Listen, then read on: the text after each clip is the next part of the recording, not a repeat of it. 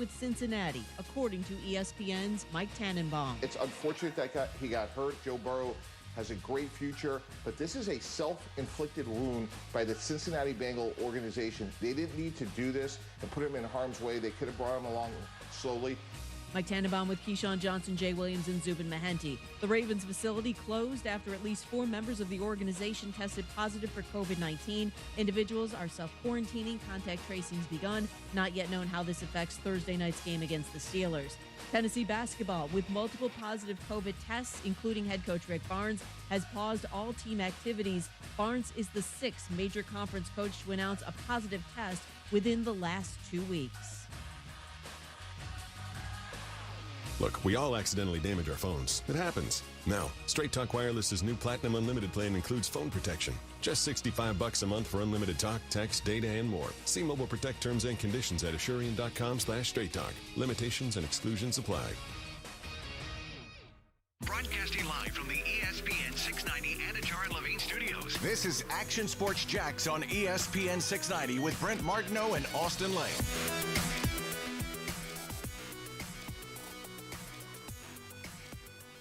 Happy Monday. Or maybe it's a manic Monday. You pick whatever kind of Monday you want to go with. I'll tell you what, though. Losing to the Steelers and scoring 3 points may have ruined the game of football for me, at least for the rest of this year. Because I walked away from that Jaguars game. Well, listen, I wasn't optimistic to say they're going to win the football game. I think that the writing was on the wall there. But walking away from that game, there was nothing to cheer about. I even had the controller to my wife and said, "Put on Cupcake Wars." I don't even care anymore. I'm done this year. It was that hard to watch as someone who covers the team, and I can't imagine if you're actually at that game, the kind of suffering you're going through. Hey, Brent, hey, there you are, man. Hey, just working on a little business. Oh, I'm sure. He's probably trying to make you money. Hey, do what you got to do. Yeah, just doing that. But you guys flip on the lights once in a while, you know?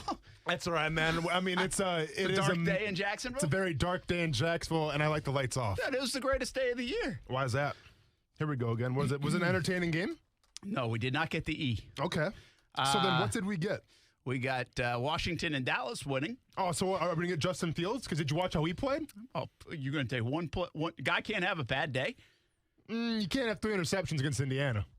Indiana's top 10 team. Why does anybody want to give anybody Indiana love? top 10 team in what? In the NCAA? Okay. Oh, so if Wisconsin was top 10, it'd be okay, even though they go to Northwestern. Did I say Wisconsin was going to win this season? No. What did I say? I said Wisconsin, I think, right now is overrated because they haven't played anybody yet. Don't try to throw the Wisconsin thing in my face and say, like, oh, I didn't call that was going to happen. I'm not mad about the Wisconsin game at all. I knew that was going to happen. No, but you say Indiana can't be a top 10 team because they're Indiana. But no, Indiana's it's not played what I like said. a top 10 team. I mean, they've played good. Well, I don't know if they played good teams, but they've beaten big-name teams, and they hung around with Ohio State. Give them credit. No, I'm going to give them credit because why? Because they played man coverage for once, and Justin Fields may not have seen it, and he's struggling. I mean, no, man. Like, if you're the number 2 pick in the draft, you can't throw 3 interceptions in one game. Sorry. You just can't do it. That's just my opinion, Okay, though. we're off the Justin Fields train. No more Justin Fields. Get Trey Lance. Actually, I'm kind of leaning towards Trey Lance right now. Because, listen, I'm not going to listen to these draft experts anymore, people that say, oh, Justin Fields is the man. I'm going to listen to people I actually trust.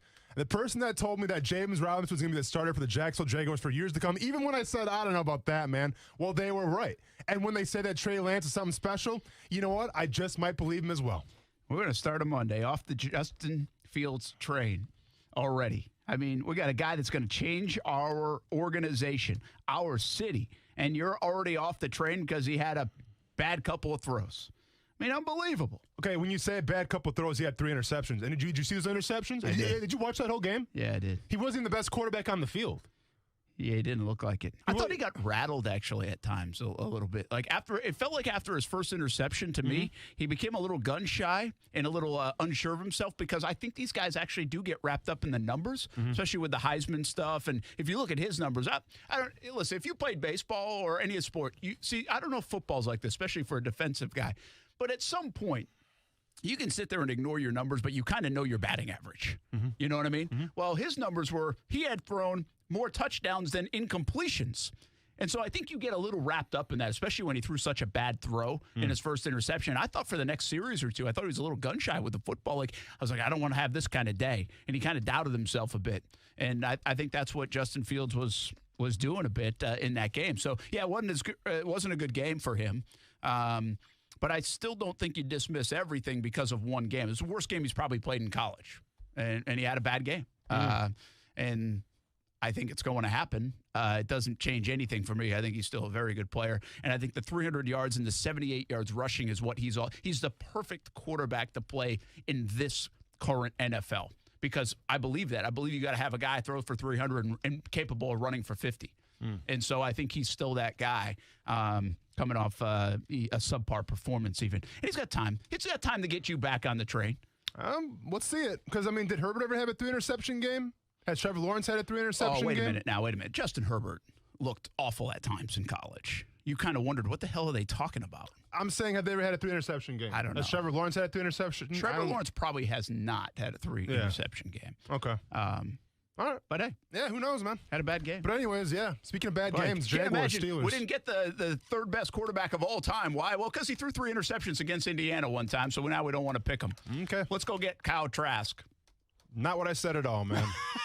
Not what I said at all. I'm just saying we're ready to write home that this guy's supposed to be special and everything. Well, he looked pretty pedestrian, and he looked pretty human to me on Saturday. Okay? That's all I'm saying. Maybe he is the guy going forward. But we got to stop anointing this guy like he's the second coming of Peyton Manning when for the fact is, like, listen, he wasn't even the best quarterback on the field. That's all I'm saying. It's not that he's any of those guys, by the way. It's the fact that he is a potential game changer, and there's a drop-off between the rest of them. So, I don't care. I mean, again, you're going to take a swing. Find the drop-off, though.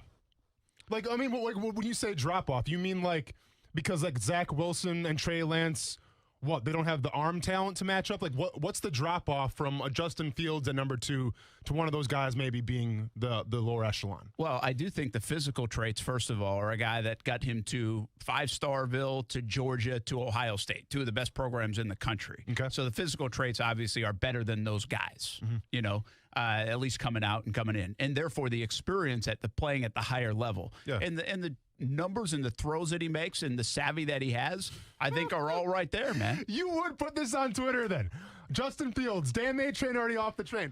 Hey, is that what it sounds like, Coos? Coos, is that what it sounds like? If I said I'm off the Justin Fields train, guess what? Then I'm going to say I'm off the Justin Fields train. All I'm saying is to call him the number 2 overall pick, bona fide, legit right now, it's a little crazy to me. That's all I'm saying. Didn't say I'm off the Justin Fields train. If I would have said that, then I would have said it. Trevor Lawrence hasn't played in a month. He shouldn't be on the number 1 list, I guess. Yeah, Trevor Lawrence never thrown 3 interceptions in one game. And you know what? And for my recollection, for the most part, now maybe the championship games are the different story. I can't remember his stats. But for the most part, I didn't watch a Trevor Lawrence game and go, you know what? Trevor Lawrence is definitely the second best quarterback on this field right now, hands down. I don't think I've ever done that before. By the way, I'm not so sure he is hands down the second best quarterback on that field because that quarterback had a couple of opportunities Penix to get. Jr.? Had a couple of opportunities. He played fantastic. Yeah. But he also had several opportunities to get them early in the game and late in the game to a win. Yeah. And he didn't. Yeah, but they also they cannot run the ball. Like, it was literally Indiana, all they could do was pass. No, I'm not sure. He threw a huge pick 6, by the way, too. Sure. So he threw 1 pick. A huge pick 6. Okay, he threw 1 pick. Sean Wade, shout out. And yeah, congratulations to him. And then how many interceptions did Justin Fields throw? 3. And still won the game over a top 10 team. Okay. So the 300 yards, he didn't make any good plays. Brent, who was the better quarterback on the field? That's all I'm saying. No, the better stats because he threw 1 interception versus 3. Man, you're not listening. The better quarterback was still Fields. Yes. In the Indiana game, the better quarterback on the field was Fields. Okay, gotcha. Yes. Still. Did you watch the game completely? I did, and I watched the early part where he overthrew the guys 4 times in the first 3 series. Okay. Penix Jr. Yeah, so take the whole game, not just the 5 touchdowns. No, I am, and I'm taking the whole game where Indiana couldn't run at all because Ohio State stacked the box and dared Penix to beat him. And guess what? 9 times out of 10, Penix beat him. Yeah. But I guess Justin Fields had the better day on the field at the quarterback position. Better quarterback, Justin Fields, Michael Penix Jr., yes. No doubt. Justin Fields, Saturday afternoon, still, even with 3 picks, yes. Oh, man, I'm saying who did better on that field on Saturday? No, you're asking who's had better stats. Penix Jr. had great stats, you're right. Okay. You're telling me that Penix Jr. threw the ball beautifully the whole day. He didn't. Okay. I watched the game. Okay. He didn't. As did I, man. As did I. And I guess I'm just going off stats. But the game that I watched, Indiana versus Ohio State, I think Penix Jr. did a lot better than Justin Fields. Now maybe I'm crazy and out of my right here, and maybe you're right. I'm not sure. Maybe we'll have to go to the Twitter poll to settle this score right now. But I'm just saying, from what I saw, from what my eyes told me, Penix Jr. did a lot better than Justin Fields on Saturday. Yeah, I think what your eyes tell you is you looked at the stats. Steven's on the line. Who was better, Penix Jr. or Justin Fields Saturday? I believe Fields might have been a little better just to be able to overcome the mistakes he made.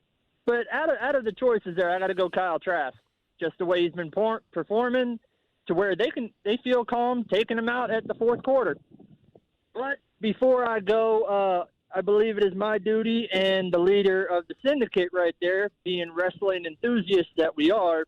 Are you going to start off the show with a wrestling question? We'll get to The Undertaker later, but not 10 minutes into the show. Appreciate it. We'll get to The Undertaker later, but not 10 minutes into the show. We can bid a farewell. Steven, thanks for the call, man. I thought you were jumping in the Fields quarterback show. See, at least we get a distraction from Jags and their loss that you were so down about. Oh, yeah, it was the worst, man. Like, that Jaguars loss was one of the worst that I can remember. Like, this is back – we have to go back to, like, the Blake Bortles era, I feel like. And even then, I think – I didn't walk away from that game. Like, did you watch? You probably didn't watch it. But my 3 observations. Easiest thing I've ever done in my entire life. The easiest one I've ever done. Because I literally had nothing really positive to say. I'm like, listen, I don't know. Here, offense, 3 points. Defense did okay. And then the coaching decisions. Like, it was one of those games I'm just like, man, I just wasn't feeling it. Yeah, I could tell. Actually, you know what I watched? I watched your first 5 seconds. And I was like, holy cow, whose funeral are we at? Did you just shoot a deer in the deer stand? Because no, that was cool flannel. No, I was watching the good one, man. No, I was watching the Titans game, and right when that game like ended, because I think it was A.J. Brown scored the touchdown, or maybe it was Henry, whoever it was. I was doing my observations video. So, like, I'm literally doing my observation video when the Titans just won in overtime against the Ravens. So I got you. There was a lot going on. But yeah, that's fair enough. I just want to let you know, like, whether I watch it or not, which I kind of try not to because I don't want to know how you're thinking coming in on a Monday. Oh, you're good. So, but I did share it everywhere on Facebook and thanks, Twitter. Man. So you're welcome. Appreciate that. I'm just helping out. Team Oh, play. yeah. Do what you got to do. I'm sweating, man. It's warm in here, ain't it? Or something. No, it's warm in here. I'm sweating, too. Holy I don't know cow. what's going on today. All right, listen, the Jags were awful. I mean, it was so bad. I did post-game show, and the guy that we work with on the post-game show was like, man, you're down in the dumps today. I mean, no energy, no whatever. Like, you get – I will tell you this. I walked out – I told Marcel this as I left the stadium. I said, this might have been the first time I've missed the fans the most. And this is why. Because the second half was a sleepy game, right? We'll get to Doug Marrone, but how does Doug Marrone stay with Jake Luton? I mean, it's just unbelievable they stayed with him. But it was a sleepy game. Like, it was 17-3 with some inspiring football being played and an interception at the end of the half to at least keep you. You knew what was going on, but listen, the Jags still were fighting. You could tell. Like, when you can see that, that's good. And I'm not saying they laid down, by the way, in the second half. I'm not suggesting that. I'm just saying it was sleepy because you knew they couldn't do anything. It reminded me of the Gabbert days, right? Sure. I mean, it's what you guys would have been like on the sideline. It's like, hey, we know we can't get over 150 yards. We're screwed. Yeah. Like, we're just not going to win this game. I mean, you know it. I've seen it. We've done this before. And so I missed the fans for this reason, not because they would have been cheering. And I know the Pittsburgh fans, whatever. I'm so tired of that story. Pittsburgh fans show up everywhere, okay? Whatever. I wouldn't go. Why would you go watch this Jags team right now? I mean, why, if you're not a Pittsburgh fan, if you got 17,000 seats and I'm a Pittsburgh fan living in Jacksonville, of course I'm going to go watch my undefeated team play. Go treat yourself. Why would you go watch the Jags play? I mean, come on. That's such a tired storyline. Anyway, but I was thinking more like if there were 60,000 people and there were 55,000 people, whatever it might be, I almost wanted to feel the sleepy nature, frustration, what the heck did we just watch of the disappointment of the crowd? You know, we think about the crowd and we think about all the good stuff, right? The cheering and they're loud and they're into it and all this, which they would have been in the first half. Yeah. But I also miss the feel of the fans' disappointment in a sense around here. Like, my gosh, what the heck was that in the second half? Like, come on. I want people yelling out of the stadium, Doug, why didn't we see Mike Glennon? I want that feel, and I kind of missed them more yesterday because it was such a sleepy second half, And then I went out there and on the concourse and doing the postgame show, and it's like, what do you want us to say about that? Yeah. Like, I've created this E column for a reason. Mm-hmm. When we come in the last couple weeks, we're talking about close games, good efforts. They still lose. We can argue whether it's good they're winning or losing, but it was an entertaining football game. We can talk about a play here, a decision here that mattered. Nothing mattered in that game yesterday. No. I mean, no decision. There wasn't a play. Sure, Luton throwing the pick when he could have gone 10-10. They still would have lost 28-10. Mm-hmm. I mean, they weren't doing much more than that drive, is my point. So, yeah, I mean, it deflates you. I almost needed to pick me up from the fans' own deflation coming out of that building yesterday to pick me up. That was we're sitting here in November. We are sitting here in November, and you can't wait until the 6 Sundays are over. Yeah. And I finally get mad at myself last night. I'm like so tired. I'm now the negative guy. Like, I feel like I'm the negative. I'm rooting against the Jags half the time because I think it's the quickest way to turn around the franchise. Yeah, you are. I don't really care about the outcome on Sundays at all. I used to care, like, I want those guys to win inside that building. I don't even care about that anymore. Mm-hmm. Sorry, I know you're working your butt off. I know you're still playing hard, but I don't care if you win because the better part is if you don't win, quite frankly. So that's where I am, and I'm mad at myself about it. I'm supposed to be the sunshine and rainbows leader, and I can't even think that way at all about the Jags. I'm like, that was boring, man. It was boring. Yeah. And it was such a weird game because we talked about the whole week, like, the Pittsburgh Steelers defense, yada, yada, yada. But we also had a lot of respect for that offense, right? And at least in the first half, especially in the first quarter, they were struggling a little bit. And, I got this sense, I'm like, oh, wow. This is one of those Steelers games where Ben Roethlisberger is going to have a bad day, and Jags is going to be up into it until, maybe to the fourth quarter. And then whatever happens, happens. I was really wondering, is this going to be the day? Are the Jaguars going to win this game? Pittsburgh takes the first L, and then we'll see what happens from here. I honestly, and maybe it's wrong to think, but 10% of me, Brent, through that first half thought that. Yeah. All right? Because it had the feeling of one of those games.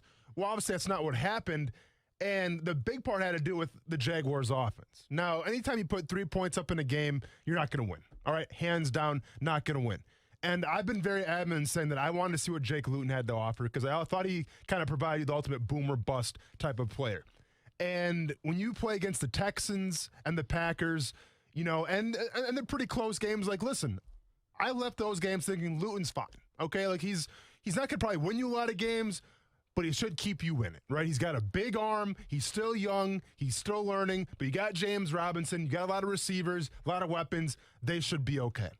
All right, well, then you come into this game against, a top-flight defense in the Steelers, and Luton was not fine, okay? He was not confident. He made bad throw after bad throw. And I'm sitting there just wondering, if you're Doug Marrone and winning's supposed to be the only thing right now, we have to hear you say after a press conference how much, an expletive to lose or whatever that was. If I have to sit here and hear that, well, then I can assume that winning is the only priority right now if you're Doug Marrone.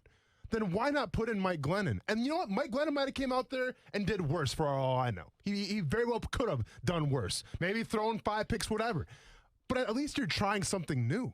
Because what you saw yesterday, it was not working on offense, okay? You couldn't hand the ball off to James Robinson every single play because, you were down by 24 essentially towards the end of the game. So the fact that they didn't go to Mike Glennon and at least try something new, that's what drove me crazy. Yeah, listen, I have applauded the coaching staff despite they've had losses. I've applauded them the last couple of weeks. I think they've coached their butt off. I think they played as hard as they could. I just think it shows the nature of their team. They're not very good.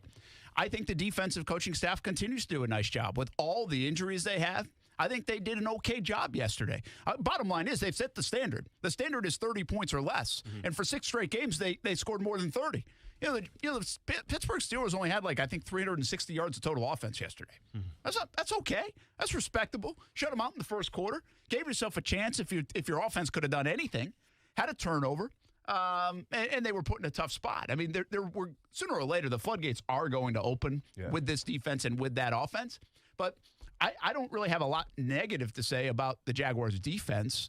It's still not great. I mean, just the standard we're living by right now, which might make up some of my misery. But I we're going to take a break. I actually thought for a little bit in that second half that Doug Marrone had signed up for the tank. Yeah. Like, I didn't get it. I thought it was his worst coaching move of the season yesterday. It didn't make any sense. And I'll tell you more about why it doesn't make sense when we come back. Doug Marrone might have done his team a disservice in the second half of yesterday's football game. More on that coming up. Action Sports Jax on ESPN 690.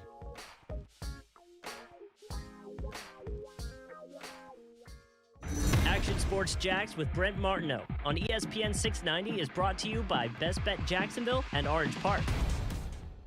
Now, the first alert forecast on ESPN 690. Clouds and even some drizzle will give way to partly sunny skies as we go through the day today. Highs in the 70s, dropping to near 50, rather cool tonight. Join me beginning at 5 p.m. for CBS 47 and Fox 30 Action News Jax from the First Alert Weather Center. I'm Chief Meteorologist Mike Burrish. The Weather Center is brought to you by Beards Diamonds, where this is the last week to save thousands during Beards Diamonds' 40th anniversary sale. No matter what you are driving, you can step up to luxury now at any of the Fields Auto Group dealerships in Jacksonville. Cadillac, Jaguar, Land Rover, Lexus, Mercedes-Benz, and Porsche. Yes, it's luxury for less at all Fields Auto Group locations in Jacksonville. Plus, you'll also be part of their exclusive Fields Amenities program, where you will get complimentary loaners, car washes, and cafes. So whatever you're driving, see Fields first and step up to luxury for less during this amazing opportunity. Visit fieldsauto.com.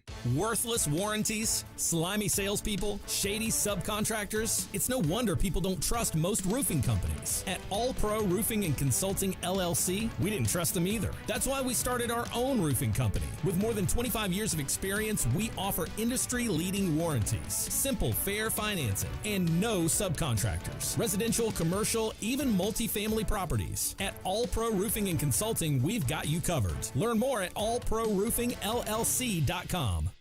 Boss, hit the gas!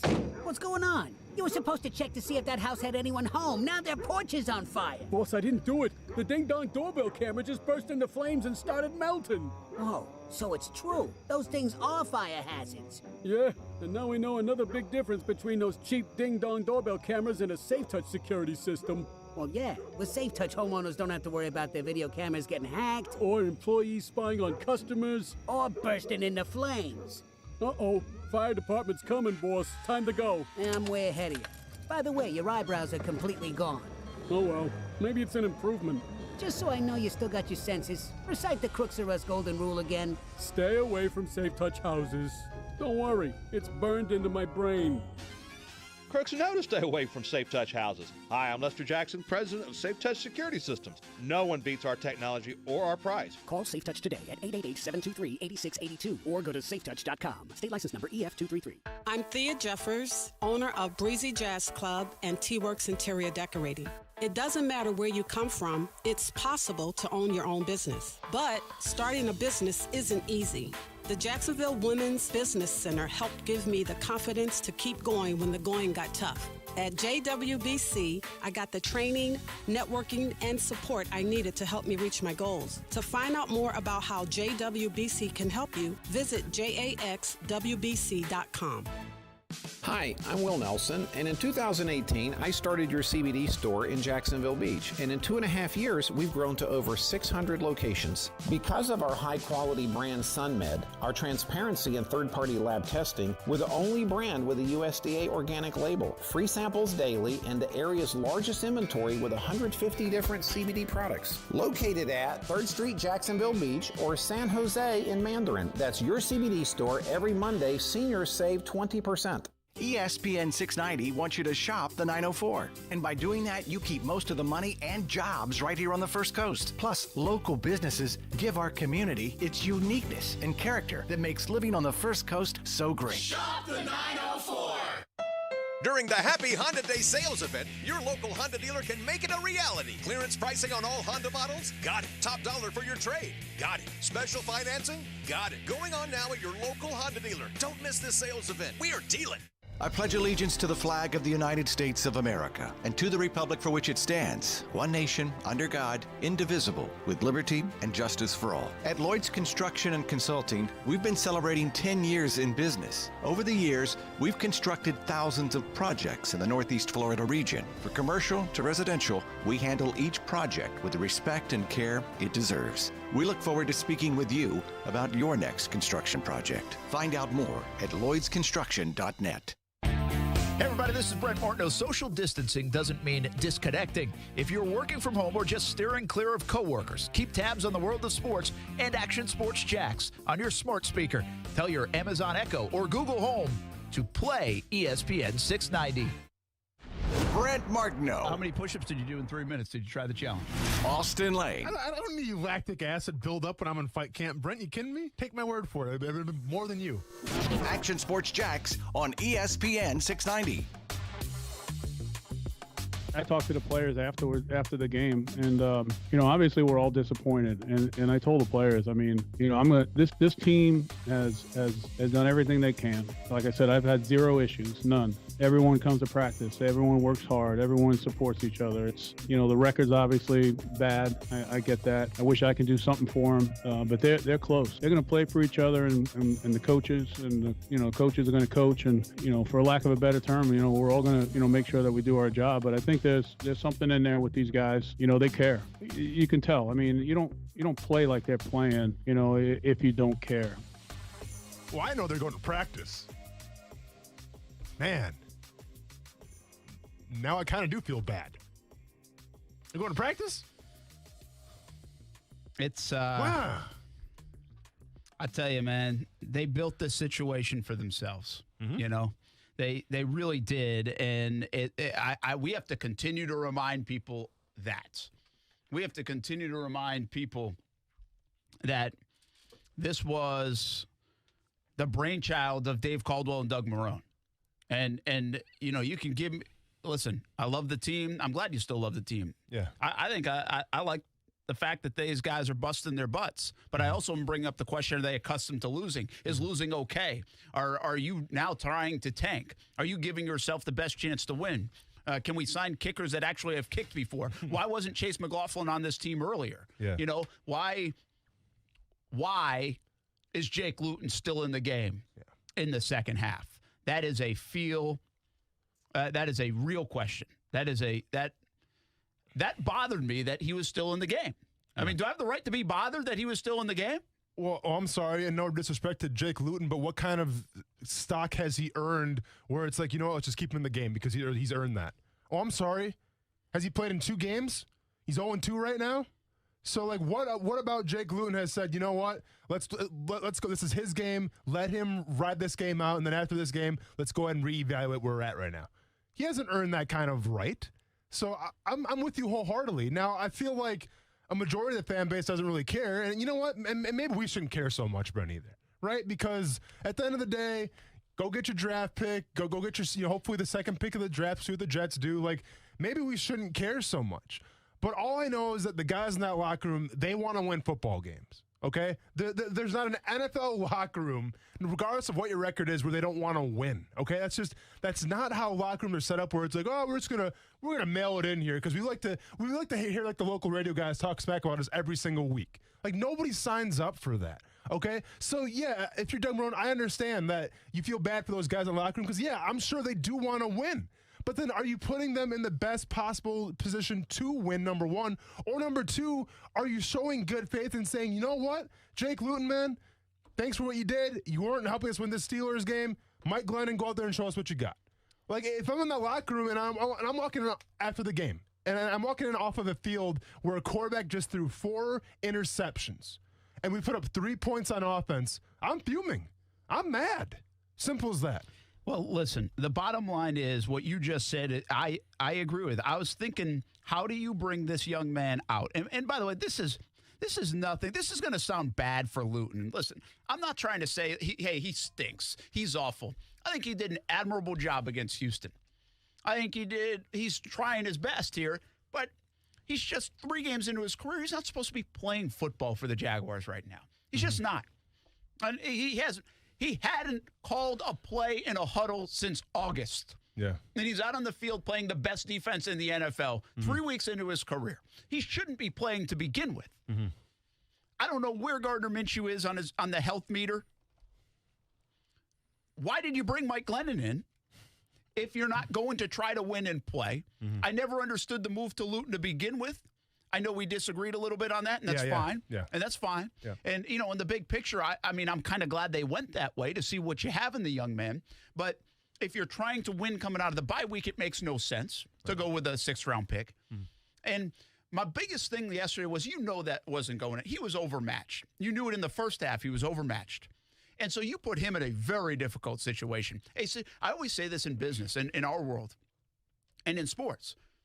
But I believe it in this show. The job of bosses, the job of the place you work, the job of anybody that's part of your team is to put you in a position to be successful. Yeah. That's what you ask. And then you have to go deliver. Then it's up to you to do your job and do it well, outwork people. But they have to put you in a position to be successful. And Doug Marrone and the Jags are not putting this young man in a position to be successful, playing against the Pittsburgh Steelers, number one. But after what you saw in the first half, trotting him back out there against the Pittsburgh Steelers, and maybe bigger than even Luton himself, because the guy wants to go out there and play. He would say, yeah, put me out there. Absolutely, I would too. That's what you want.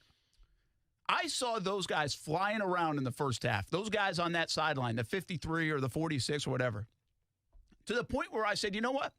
The Jags are playing with a swagger that looks like they're 8-1. I remember tweeting it. I didn't say they look like they're 8-1. They're playing with the energy of a team. By the way, that's good on Doug.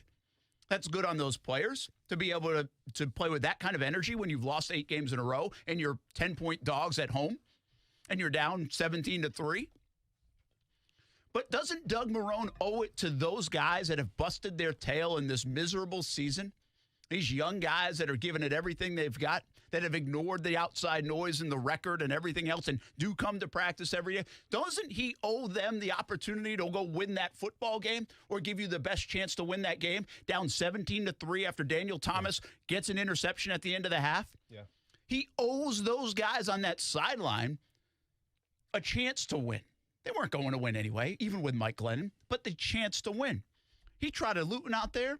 And I can't imagine there was a guy on that sideline that said, all right, we got our chance. Yeah. If you trot Glennon out there at that moment, they might say, all right, mix it up a little bit. It's a spark. Give us something. Some kind of Give spark. us a little bit of hope. It's exactly what it is. That was a disservice to the rest of the football team. It was the worst coaching move of the season by Doug Marrone, and there's probably others you can measure it up against, but it was the worst coaching move of the season by far, in my opinion, for Doug Marrone. It was a no-brainer. There was no reason to put Jake Luton back out there. Look at Miami what happened when they're playing at Denver. Tua Tagovailoa got benched. I mean, you want to talk about a guy who's kind of maybe earned a little bit right to be the starting quarterback of the Dolphins? I mean, you draft him in the first round. He already beat out Fitzpatrick, and you still bench Tua because he was having some errant passes? Like, that goes to show you right there. Like, Flores thought, you know what? We don't have the best chance to win right now at 2-8 quarterback. And, hey, go ahead and, Fitzmagic, go back in there and try to win us this ball game. Because we shouldn't be losing the Denver Broncos right now. Hands down. No, you probably shouldn't have beat the Pittsburgh Steelers. Probably not at all.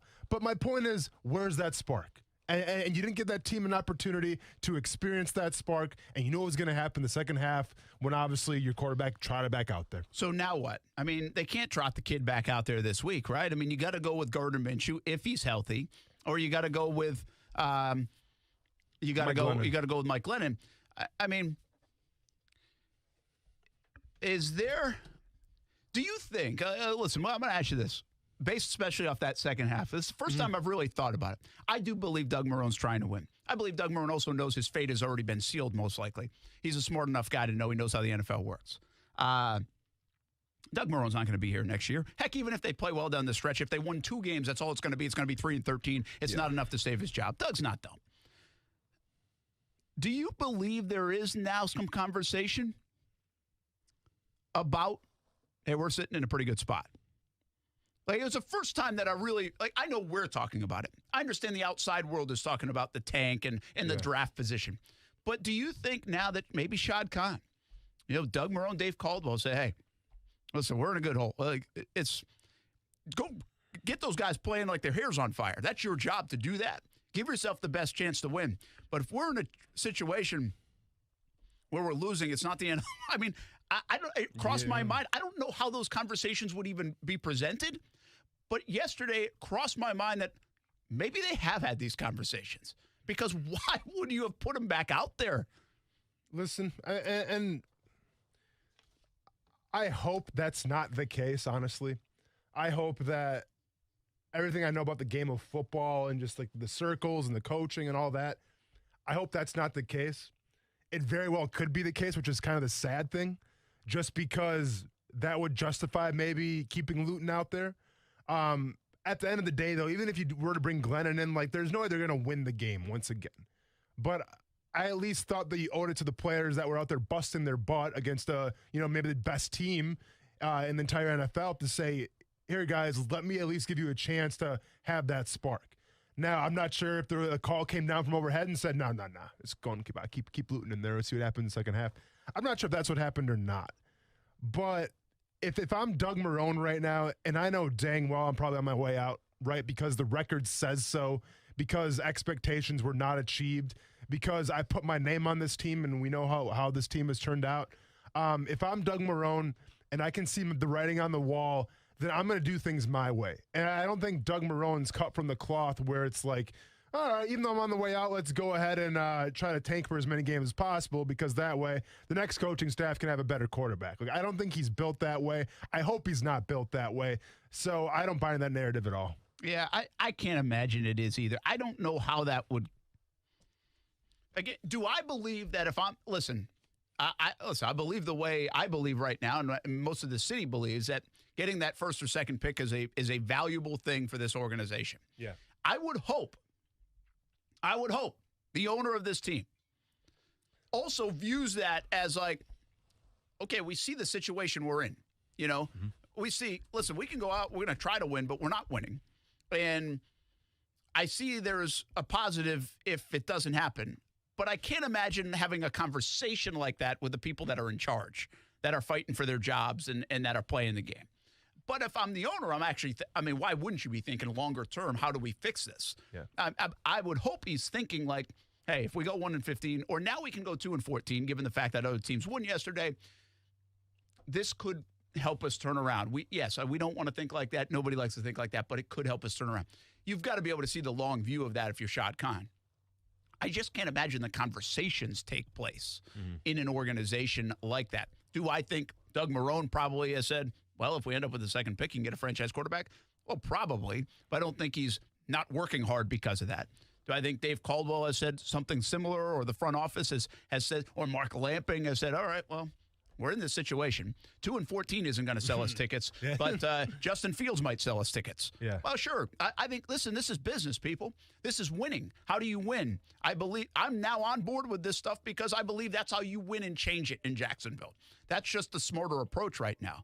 But every Sunday, there's no way those conversations take place. I just can't imagine they take place. But I'm telling you, man, it crossed my mind just because I could not believe Luton came back out in that game. I really couldn't. And never was replaced. Yeah. Even if he came out for the first series, he never was replaced. I mean, he had one of the worst. Why would you do that to again, you put people in position to be successful. This kid had one of the worst quarterbacking performances of the last decade in the NFL. He was 16 of 37 for 151 yards. His quarterback rating was whatever. He threw 4 picks and no touchdowns. He was overmatched. It was uncomfortable. But you can just tell from his face. He shouldn't have been in there. Yeah. I get the stats and, obviously the interceptions. But listen, you can just tell right now, like, he was not destined to be out there for that game. All right? Like, whatever it was a mental thing, whatever it was what the Steelers were doing, but he was not prepared for that game. Anybody could have saw that. I get them out there. Listen, I feel this way about what Jack Del Rio did with Blaine Gabbert. Jack Del Rio panicked back in 2012 or 11? 11. And he saw McCown throw all those picks against the Jets, and he put a guy in that was not ready to play. And Correct. It did not help him. It hurt him a lot, to be honest. I don't know if Gabbert would have been any good anyway. I doubt it. But that certainly hurt him. So from a player perspective, I thought that was a bad move by Jack. Jack was reaching at anything to save his job, really. Yeah. And put that guy in. But you can kind of see where Jack W. was coming from, though. Right? Like, yeah, McCollum or whatever. I mean, he didn't have a good game against the Jets, right? It was against the Jets, yeah. I mean, not to say there's pressure from the fan base, because you shouldn't really care what the fan base was saying. But where you drafted Blaine Gabbert, it was like, all right, well, this is what you drafted Blaine Gabbert for, you know? Yeah. So I get what you're saying, because it was the bad move at the end. I mean, listen, hindsight's 20/20. He wasn't ready at all. It wasn't ready at all. But at that moment in time, though, I can see where it's like, well, we drafted this guy this high. He's got to be the guy sometime. Let's put him in there. Yeah, well, listen, I mean, he knew he was done at the end of the year, too. I mean, how much did Jack care about the future of Blaine Gabbert forever? I have no idea. Yeah. And nowadays, you throw any guy in there. The biggest problem with the Blaine Gabbert situation is there was miscommunication all along. They didn't have a plan because they got rid of Garrard right after the luncheon. Correct. And then they go, like, nobody said, hey, I don't care what happens this year. We're not playing Gabbert until at least the back half of the year. Let him get comfortable. He's not ready. He's young. He's only played this many games. Well, it was kind of just like the opposite. It was a little bit like that where they just kept Jake Luton thrown to the wolves. But it was almost weird, like if I'm a coach like Doug Marrone right now, and I need to win games and I'm trying to dig out of this, I'm pulling some guy out of the stands to play quarterback if I feel like he might give me a chance to win. Exactly. He had a guy on the sideline. He never put him in. It didn't make any sense. You said that, Jack didn't really care because he was kind of gone at the end of the season. Well, I don't know if was on the wall. care. But, That's too much probably, too dramatic. But here's my question, dude. Do you think that Doug Marrone cares right now? I mean, in terms of the future of this team? Because he's got to know that the writing's on the wall for him as well, right? I don't know if Doug Marrone cares about that. I would assume that he probably does. I think he should care about the well-being and putting his players in the best positions to be successful. And he did a disservice not only to his sideline, he did it to Jake Luton yesterday by keeping him in that game in the second half, in my opinion. This wasn't about the big picture. What does he owe Jacksonville, the fans? No, he owes those 53 guys. And I don't think he did. That's why it was a bad coaching move. It wasn't like they were going to win the game if they put Glenn in it. But it was a bad move by Doug Marrone. And I think they'll make a coaching change. We'll talk more about coaching change. They'll probably do that too. But I think they'll make a quarterback change this week. We'll talk more about that as the show goes along. We'll be back on ESPN 690.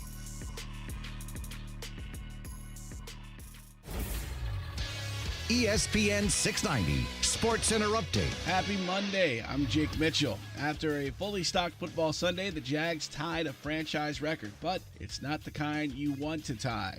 The Jags have lost 9 straight games for the second time in franchise history after being dominated by the undefeated Pittsburgh Steelers. Rookie Jake Luton struggled as he threw for only 151 yards, but additionally threw 4 picks. Here's head coach Doug Marrone with his thoughts on the season. At the end of the day, I'm going to have to look in the mirror and say, okay, have I done everything I possibly can? Have I've exhausted every avenue? Have I, motivated to the best of my ability? Have I kept everything together? That's part of my job. That's my responsibility. And that's one I take a lot of pride in. Elsewhere in the NFL, the injuries took a toll on many teams, including the Cincinnati Bengals. Number 1 overall pick Joe Burrow is done for the season after what appears to be a torn ACL. If you're working from home and want to listen to ESPN, tell your smart speaker to play ESPN 690. Kellerman Show. I've seen Lamar Jackson be accurate. What I haven't seen is him ever beating the team he has to beat. When the light shines brightest, how does he play? I think it's a larger problem, a more important problem. Lamar can't play under the most intense pressure. And on a certain level of pressure, Lamar is not Lamar. The Max Kellerman Show, weekdays at 2 Eastern on ESPN Radio and coming to ESPN Plus November 9th. I pledge allegiance to the flag of the United States of America and to the republic for which it stands, one nation, under God, indivisible, with liberty and justice for all. At Lloyd's Construction and Consulting, we've been celebrating 10 years in business. Over the years, we've constructed thousands of projects in the Northeast Florida region. For commercial to residential, we handle each project with the respect and care it deserves. We look forward to speaking with you about your next construction project. Find out more at lloydsconstruction.net. Let's say you have ED, male impotence, or maybe you suffer from PE and can't satisfy your partner. If you have either or both of these embarrassing conditions, Prime Men's Medical Center has the solution. Meet Dr. Rabinski, a specialist in men's health. If you're experiencing ED or PE, Prime Men's Medical Center has custom blended medications designed just for you. There's no pain and no surgery. If you have diabetes, high blood pressure, or prostate issues, not a problem. If Viagra, Cialis, or Levitra have let you down, Prime Men's Medical Center has patients lasting 30, 60, 90 minutes or longer. You'll see results on your first visit, guaranteed, or your visit is free. And best of all, it's affordable. For a private consultation with our highly skilled physicians, call 904-206-8105. We guarantee that you'll see results on your first visit, or there's no charge for your consult. Call Prime Men's Medical Center now at 904-206-8105. That's 904-206-8105. Why call a professional if you're only going to get a half solution? That's my philosophy. You called me to truly fix your problems like, boom. Fixed and fixed right. So when Griffin Service offered full service drain clearing, I insisted we take that approach. And for drains, it's not really about busting the clog. Sure, we'll do that better than anyone. But honestly, most Jake with a snake chuck in a truck plumbers can bust a clog. Professional quality drain clearing is really about taking an out of control situation and putting you, the client, back in control. I'm talking about transparency, with upfront pricing and camera work included in the price, so you know that the problem was fixed and fixed right. Because on the off chance you've got a bigger problem than clog busting can solve, you'll want to know you're dealing with a plumber you can trust, who has all the equipment to fix problems properly and guarantee the work. So call the plumbers to do it right at GriffinService.com. License number 1250697. Transmission problems? Call Action Transmission Specialist on Merrill Road, where you get the work done right the first time by the experts. I'm Robin Sidbury, the owner. Our techs can service all makes and models, and we provide a nationwide warranty, so you have the peace of mind knowing we solve your transmission troubles fairly and honestly and guaranteed nationwide. Call us at Action Transmission Specialist on Merrill Road, where quality counts. Get traction. Call Action at 744-0755. It's Daily Fantasy Simplified. It's as simple as over and under. PrizePicks.com or the PrizePicks app is the place that pits you against the numbers. Don't worry about your fantasy lineup or a big injury that might hurt your team. On PrizePicks, you simply select 2, 3, or 4 players and predict if they will go over or under their fantasy projections. It's easy, it's fun, it's one-on-one. You against the numbers. PrizePicks.com or the PrizePicks app. Use the promo code JAX, J-A-X, to get a 100% match on your first deposit. Get started at PrizePicks.com.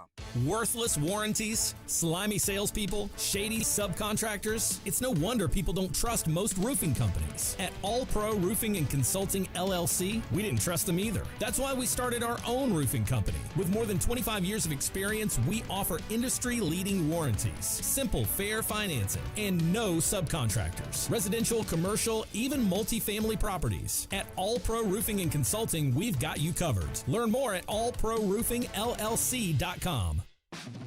The holidays and driving go hand in hand, but cold weather and batteries don't. Make sure your vehicle's battery is winter ready with free testing at Advance Auto Parts.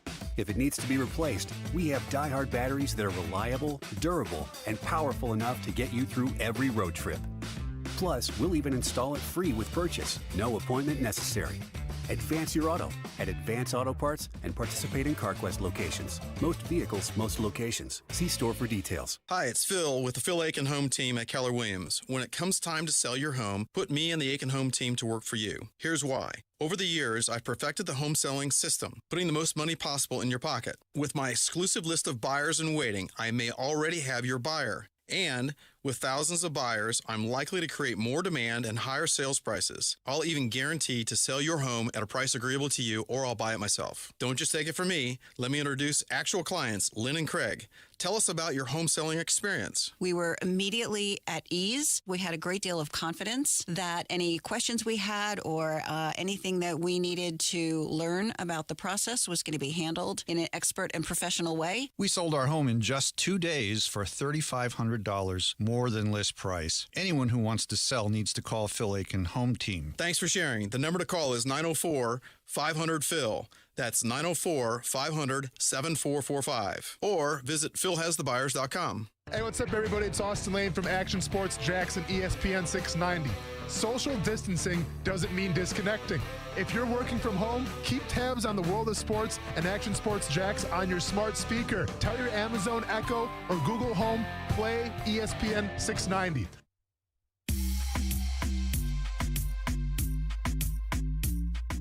I'm going to be ready whether I get the ball or not. I mean, it doesn't really matter how many times I get the ball. I got to do my job, and everyone has to do their job. So whatever play gets called in the huddle, I have to do my job, and we just have to execute on offense.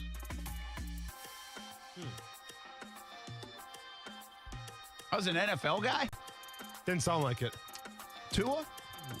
Was that from like the high That school was apparently football playoff Robinson game? from the audio you sent me. That was who? James Robinson. Oh, wow. That was James Robinson? That's what this says. Huh. No, you're probably right. Listen, we haven't played a lot of James Robinson's kind of quiet guy. For so sure. He's not going to be like jumping out of your seat listening to a soundbite from James Robinson. Huh. Over 1,000 yards from scrimmage now for James Robinson. Continues to be the greatest story of the 2020 season for the Jags, right? I mean, can you even find something remotely close? Come on, Brent Miles Jack. Nah, it doesn't feel it. You don't think it's a good story? Oh, I do think it's a good story. Oh, I just don't think it's know. remotely close to the James story Robinson. of James Robinson. Probably not, but I think if you, and I'm not sure where the voting is going to fall in line here in terms of All-Pro, but Miles Jack could very well win an All-Pro nod at the linebacker position. That'd be pretty good, especially on a team that's won one game so far this year. Yeah, he's going to have to make a splash play or two in the next few weeks. Miles. Oh, yeah. Score some touchdowns, man. Put him at running back if you have to. Well, I mean, my point being, none of the fans are voting for Miles Jack. No, but I'm saying the All-Pro, though. Yeah. You're saying fans All-Pro, don't. Fans don't vote for All-Pro. No, you're right. Yeah. But I mean, you really got to dive in the numbers, right? Like the best friend of Miles Jack right now is Pro Football Focus. Sure. If you look at Pro Football Focus, when they come out with their linebackers, Miles Jack's usually in the top 1, 2, or 3. Yeah. Right? Mm-hmm. And I don't know how much they go off that stuff from All-Pro because it's still it's still a little bit of popularity contest, and Miles Jack isn't winning a popularity contest. No, without a doubt. No, I hear you. He's probably got to score some touchdowns and cause some big plays. I agree with you. I'm trying to think who else could be a great. There's Devon Hamilton's not there yet, right? Nobody on offense.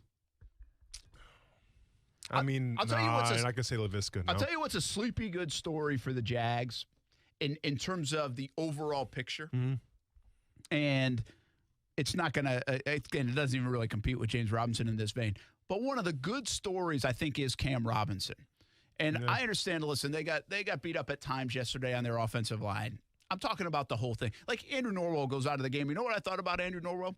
My goodness, the fans haven't really given Andrew Norwell a hard time this year. My goodness, my timeline hasn't been. You know why? Really, because Andrew Norwell's played well. Yeah. Andrew Norwell's played well. Now they lose him. They're going to lose him for this week's game. But I think Andrew Norwell's played good football this year because he stayed off my timeline. And that's the sign of a good, your offensive lineman played well. Yep. Listen, I saw some stuff yesterday. I think people are thinking a little bit that Jawan Taylor has taken a bit of a step back. He's up against some studs, man. It's a tough gig. Welcome to the NFL. I know.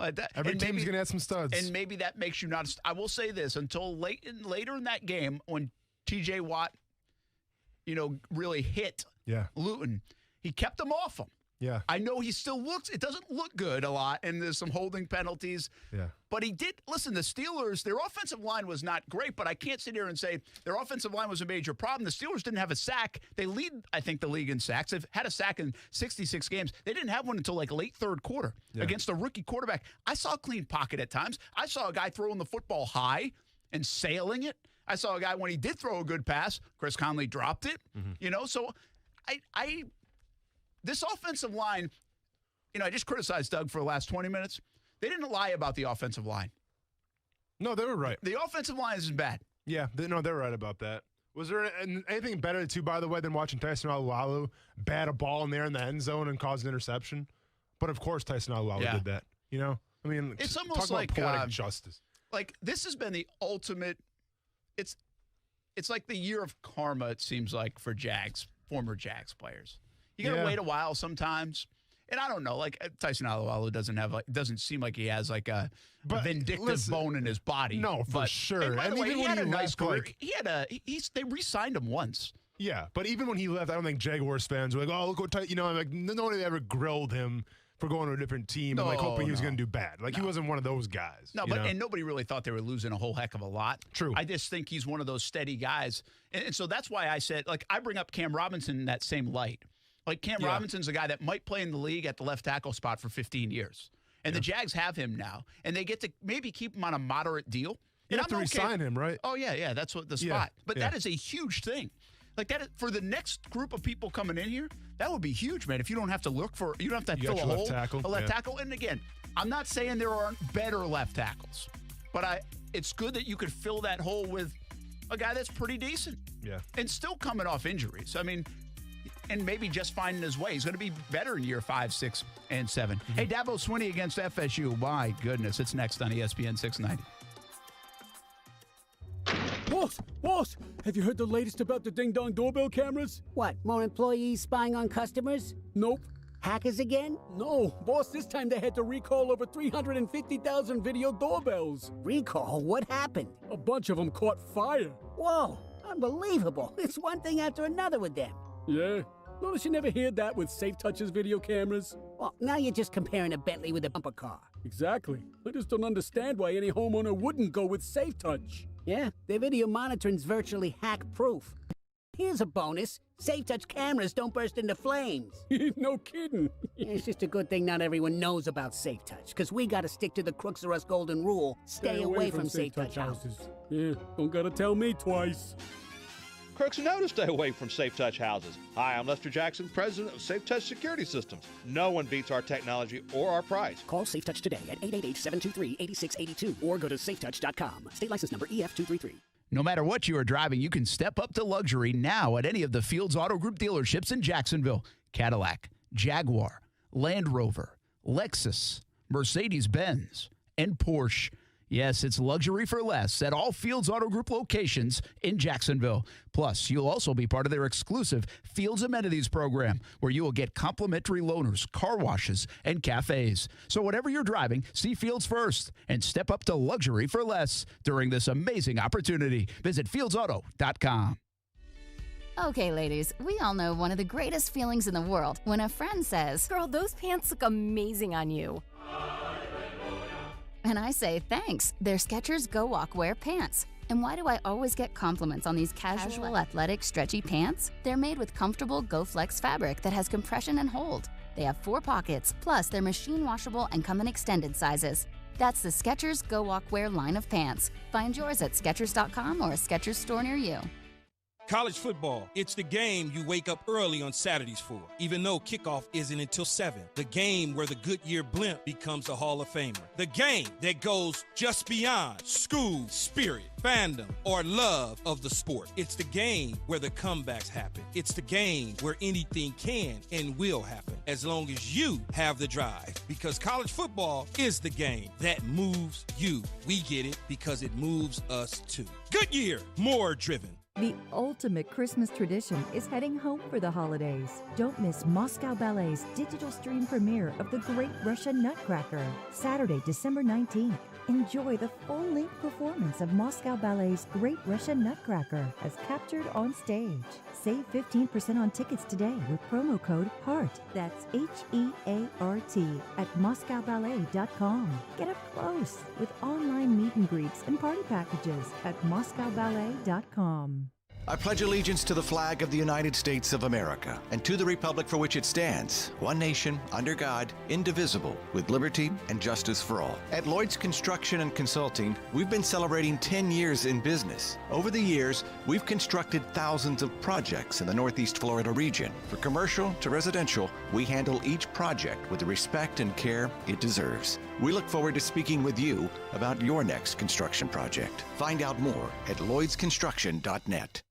Broadcasting live from the ESPN 690 Anna Jar and Levine studios. Anna Jar and Levine Accident Attorneys. Call 904-600-4000. That's 904-600-4000. ESPN 690. Jacksonville's home for ESPN Radio.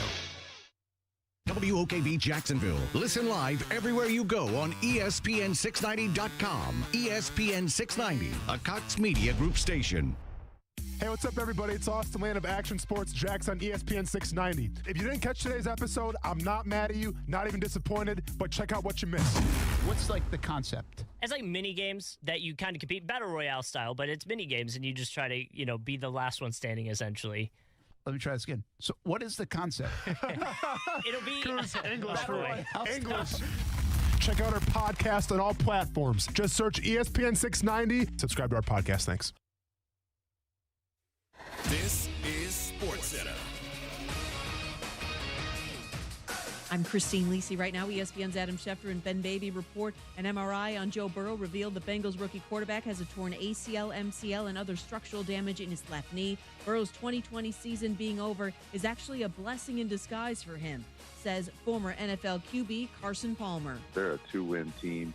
They're not going to the playoffs. They're not winning the Super Bowl this year. Joe was getting the absolute lung beat out of him every week. He was just getting hammered up and down the field. Now he has some time to let his body heal up, get his knee right. Carson Palmer with Keyshawn Johnson, Jay Williams, and Zubin Mehenti. Coach Zach Taylor said Burrow will have season-ending surgery, and the team expects him to be ready for the 2021 season. At least 4 positive COVID-19 tests within the Ravens organization, including running backs Mark Ingram and J.K. Dobbins, have led to the team closing down its facility. A source told ESPN's Chris Mortensen the status of Thursday's game against the Steelers has not changed. Notre Dame starting center Jarrett Patterson will miss the rest of the season following foot surgery. Sophomore Zeke Cornell is set to start at center for the second-ranked Fighting Irish on Friday at North Carolina. With thousands of locally owned Napa stores across the nation, chances are that wherever you call home, they do too. So whether you stop by a local Napa Auto Parts store, Napa Auto Care Center, or visit Napa online, you can count on Napa know-how. We were doing... Broadcasting live from the ESPN 690 Anajar and Levine studios. This is Action Sports Jax on ESPN 690 with Brent Martineau and Austin Lane. Our players and our staff, we have sacrificed all year long. We've demonstrated incredible commitment, and we've done everything that's been asked. And each week, there is an enormous amount of preparation that goes into getting ready to play. I'm incredibly disappointed that we did not play, and I'm disappointed in the decision to not play. We had, as Dan said, one guy test positive on Friday, so they canceled the game, even though all protocols were followed. No one ever had an illusion that there wouldn't be a positive on a Friday. So again, that's why the roster was expanded. The standard to cancel a game was not met. A guy testing positive on Friday does not cancel a game. I was on every committee call for months since March, and that was never the case. Well, that is Dabo Swinney, and he was not happy. And it was kind of bizarre on Saturday morning. Florida State Seminoles, Clemson game postponed. Maybe they'll make it up. Dabo says, hey, if we're going to make it up, then you're coming to Clemson or you're paying for our travel because we're already there. It made it different in the sense that they were already there. And that's why this was a unique one, and it got people fired up. The bottom line is Dabo Swinney didn't hold back yesterday. Mike Norvell has since said, hey, we weren't ducking anybody. And I publicly, I don't know if I would have been as outspoken if I'm Dabo Swinney. In fact, I know I wouldn't have. I put a lot of blame on him for this. In fact, I was expecting like an apology at some point today from Dabo. Just because I think this is dangerous territory. It's slippery slope to accuse Florida State of anything. And on top of that, man, get out of your bubble. This is a world during the Thanksgiving holiday right now that numbers that are at all-time high. Like, it's not good right now with the coronavirus and the pandemic and the spread. And so to stand on this hill is a little bit like Dan Mullen and everything that happened to him with the LSU situation. It doesn't make you necessarily wrong. It makes you wrong to say it publicly. And we all wondered, right? Listen, if it didn't enter your mind on Saturday morning, wait, are they using a loophole here because they don't want to get blasted 62-10? Yes, it entered everybody's mind. But I'm not sitting here saying Florida. Are you kidding me? They put too much work in, man. You go to Florida State in part to play Clemson. You go to play Trevor Lawrence. You want to, as a kid, as a coach, as a whatever, go play Trevor Lawrence and say, hey, that dude won the Heisman Trophy. He was the number 1 overall pick. I played against him. I sacked him. I picked him off. That's why you play. There's no way Florida State was ducking Clemson. I just don't believe it for a second. I don't. Yeah. And I just believe, this sounds too easy to me, but I said this yesterday, just as we were talking about it off air, and I just said, well, if Clemson had some concern about this young man that he had some symptoms, but he had tested negative, then don't take him on the trip. Right? That's probably too easy. We don't know every single detail, all the ins and outs, how many times this has happened, because then if he tests negative, you'd say, Brent, well, why didn't you take him on the trip? I mean, he tested negative twice. I get it. It's a little easier in hindsight. But if this is a possibility to cancel the game and you have somebody might be in your travel party that could have it, and you think that could have it, I think in this day and age right now, if you really want to play and not face this kind of circumstance, well, then take the higher road precaution and don't play them. And by the way, you were 30-point favorites. It's like, okay, if you didn't play them. Well, okay, I want to ask you this, though. If Florida State was 6-2 right now, not 2-6, do you think they would have canceled that game? I do. You do? Yeah, I do. Okay. See, I do with the idea that they're going to make it up, that they can play in December. There's a loophole right now. Yeah. Listen, let me ask you this, okay? Yeah. Because it's a great question. It's a fair question. Like I said, it enters all of our minds. Mm-hmm. But if Mike Norvell and which, by the way, it wasn't really up to him. It looked like it was the administration. But if the administration and the medical staff and everybody making this call, if they do play that game, and all of a sudden there is a little bit more of a spread, and now Florida State has some guys that have it again, or have it, not again, but have it. And now they might not be able to play for the next 2 weeks, the final 2 games of their season. So I think from Florida State's perspective, I'm looking at, okay, listen, we got Clemson here. This is a bad situation. They're already here. We're hours from kick. Yeah. But it is rampant right now in the United States of America. Everybody is in quarantine or getting tested or whatever. And if we do that, and we take this risk, we might not be able to give these guys their final 2 games. And we might be able to make this one up. Yeah. So it makes sense to, all right, let's make sure everything's good. Now, I think some people said Clemson offered to play this Sunday or Monday, and they still refused. If that's true, I don't like that part of it. Why not play it on Monday then?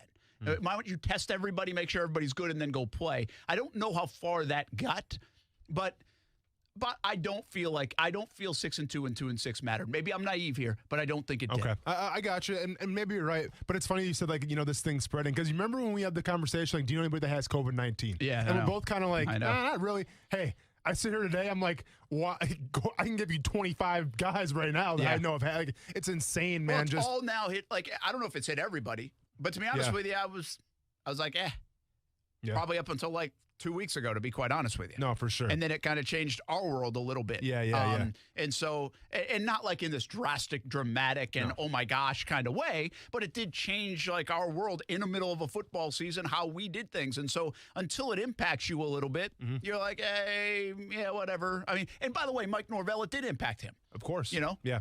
So the whole thing that I didn't like about postponing the game and listen, I'm not blaming Florida State here, and I'm not necessarily even blaming Clemson here per se, but what I am blaming is the way they went about canceling this game, right? Because we've put our trust in the NCAA to say, all right, if you're going to cancel these games because of COVID, well then do it, but it's not supposed to be done a couple hours to kickoff. Prior to kickoff. That's not how it's supposed to work here. That's not the channels that you're supposed to go through. Yeah. So that's what I didn't like about it. Is that there's supposed to be a certain way things are done in terms of canceling a game because of COVID-19. And for whatever reason, those channels, in my opinion, were not gone through. And then all of a sudden we're stuck here wondering, okay, well, now what? That's what I didn't like about it. Now, whether that's Florida State's fault, that's Clemson's fault, I really don't care.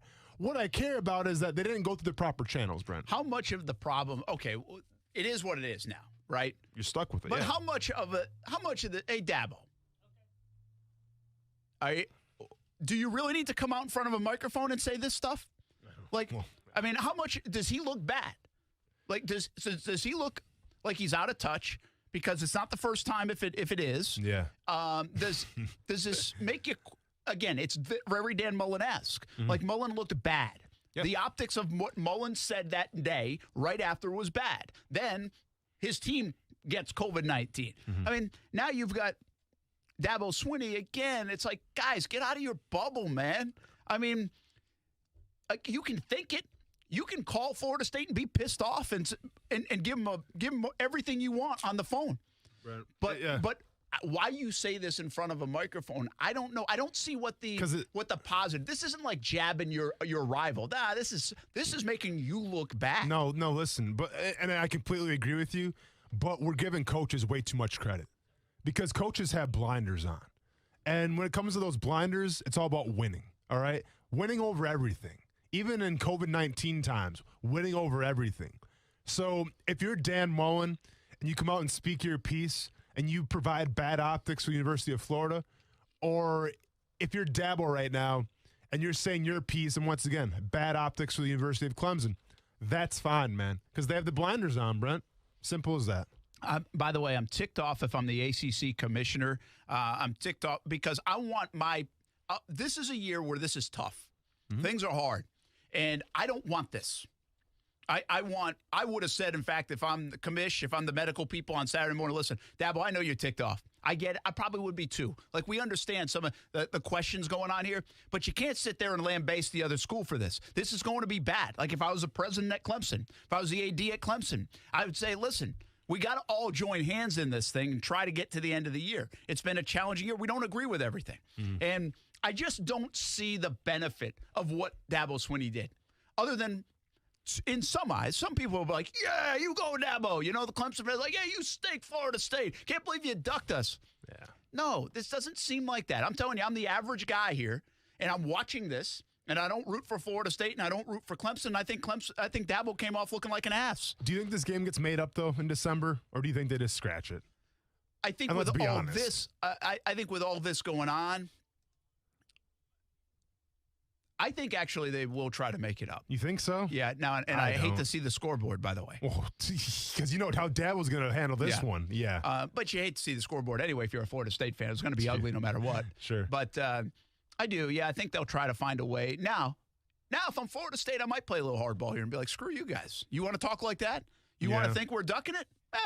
You're not getting the game. Mm-hmm. You know? Yeah. I don't know. I don't know how that will play out, but this is what you've created, Dabo. Like, you could have done this behind closed doors. You did not need to do it publicly. You could have done it behind closed doors. And going public with it doesn't make it better. It's not going to change it. Like, you did nothing. Yeah, you rallied Clemson fans. So what? They already rallied around you. You won like 100 games in the last 4 years. National titles, you have the best quarterback. You don't need to rally your guys. Yeah, they're there. So I just think it was really bad on Dabo's part. It just didn't make sense to me strategically. It's more him pitching a fit and showing you that these guys live in a bubble and they're not connected to the real world at times. So what winning, Brent? Dan Mullen did it earlier this year. Dabo Swinney has done it again. Submarine Mike on the line. I think Gloat. Maybe. I mean, he's allowed to call in, I guess, because he predicted a terrible football team would lose by a lot to a good football team. Congratulations. I know. Went on a real big limb there, didn't I? Yeah, you did. But hey, on this whole Dabo thing, Brent, you're kind of off base, man.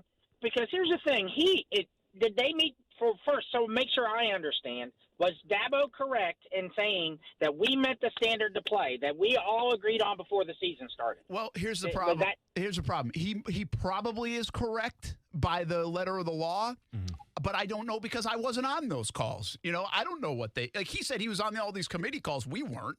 You know, I mean, who knows what they all decided and what kind of arbitrary decisions they could make based on comfort level. You know, because basically this was a decision made by the Florida State medical staff based off their uncomfortability with one of their players testing positive and not knowing more after that, Submarine Mike. Okay, well, that's fine. But say we agree it's probably right because he has no reason to lie about that. No, I can think and he of. might be right. And, he might be right. Right. So he has he has a reason to call them out publicly because they didn't do what they agreed to do. They agreed that this is the standard. I'm sorry, if you're going to set a standard and everything goes for the way it's supposed to be in anything in life, then you continue, unless there's extreme circumstances. And I know some people are going to say this is extreme circumstances, but this standard was specifically set up to meet said extreme circumstances. Hey, Submarine Mike, there's one thing, though, you're missing here. They were on a phone call with the medical people of the ACC when this all happened. It's not just the two medical sides meeting. There's a third party here, and that third party didn't necessarily say, hey, Florida State, tough. They met the rule. You have to play. And so if that third party didn't meet that meant this was arbitrary. This was up for discussion. This was up for some subjectivity there. And so that you can't say unequivocally that Dabo is correct. They should have played the game because I think that third party would have said, hey, Florida State, I know you're uncomfortable, but too bad. You have to play the game. Okay, well, that's fair. But, I got a bit of breaking news. What's that? Luke Thomas throw another interception. Bye, guys. See ya. He might have. I mean, was that a 10-8 round for Brett Martineau? That was a 10-8 round for Brett Martineau, everybody. Yeah, I mean, again, we don't know some what's big words you're using too there, man. You had me. I'm like, I don't want to argue with you. We don't know what is said behind closed doors in these things. And to be honest with you, I've said this countless times. We are not experts on the rules that each conference has. Yeah. They laid these things out like back in the summer, and everybody came up with kind of their own little playbook. Mm-hmm. And once again, that's a uniformity problem most likely in college football. And I also think the situation is different than it was in September now. I mean, you're talking about the winter season where this is obviously spiked. And, I mean, I don't get overdramatic about that, by the way. I mean, we live in the state of Florida. We're still doing things. I have family that's living elsewhere. They're not doing like anything. Things are shut down in Rhode Island now for 2 weeks. That's not the case here, and that's fine. Like, I'm not like, oh, my gosh, we need to shut things down. Yeah. I'm just saying the landscape has changed even in the last 6 weeks, 8 weeks in college football to give you some pause and hesitation in Tallahassee if a young man has tested positive and just traveled to your city to play you in a game of close contact football. No, for sure. I mean, listen, believe it or not, there's more important things than playing a football game right now, right? Like players' health. And listen, once again, I'm not blaming anybody for this instance. The only thing I'm disappointed is that the channels were going through, right? Yeah. Because like this just kind of stemmed out of the blue a couple hours before kickoff. Like that's what I don't like about it. Now, do you err on the side of caution, better safe than sorry? Possibly. And you know what? At the end of the day, I have no dog in that fight, and I get it. Now, I didn't plan on going to that game. I'm not Dabo Swinney, and I'm not Trevor Lawrence, who's trying to win a Heisman Trophy. So with all that being said, it's hard for me to really come around and say, well, this isn't fair. At the end of the day, player safety comes first, especially during these tough times. Hey, one more thing about college football, at least for now. Amazing how much style points still matter in college football. Number one, first of all, my observation from Saturday is dud of a day in college football. I didn't. Yeah. I mean, what was like? Oh yeah, it was Indiana Ohio State game was. They did a great job coming back. The UCF Cincinnati game was pretty good. It was pretty good, but it's still a 2-score game with like 5 minutes to go. Yeah. You know, I mean, it was like need an onside kick kind of thing. Mm-hmm. I'm not saying there wasn't some. I just didn't feel like. Listen, there are some days in college football on Saturdays. Yeah. There are some days in the NFL where you're like, holy cow, man, that was fun. Yeah. Right. You did not leave November before Thanksgiving.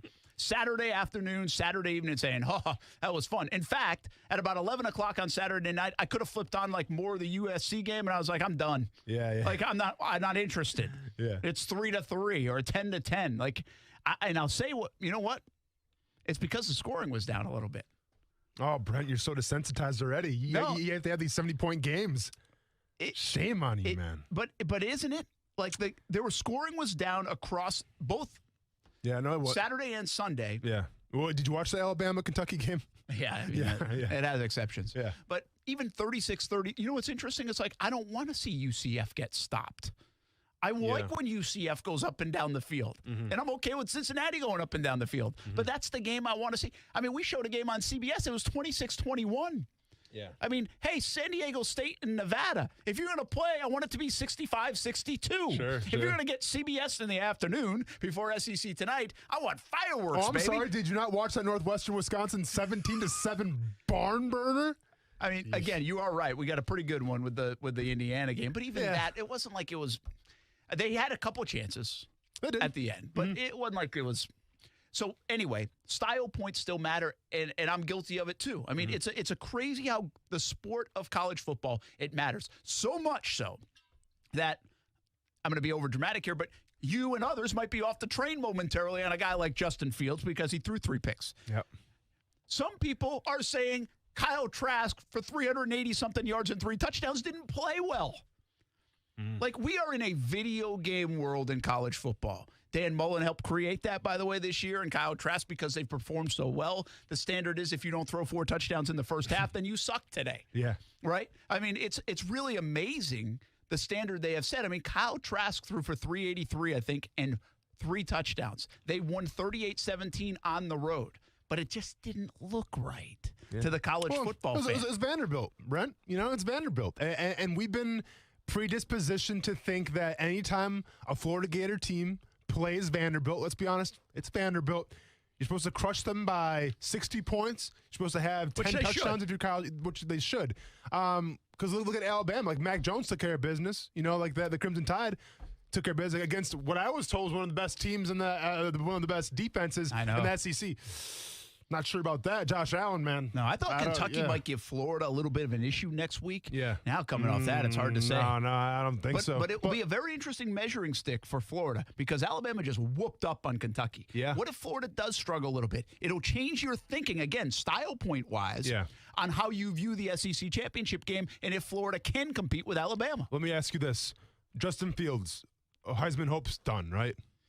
I believe that game probably cost him it. There's going to be one little caveat here. The Heisman Trophy obviously has been extended into January. Yes. So they're not naming it early. So we will quickly forget about that because it wasn't a loss. We will forget about that if he's unbelievable the next 3 weeks. Okay. I think we will. Okay.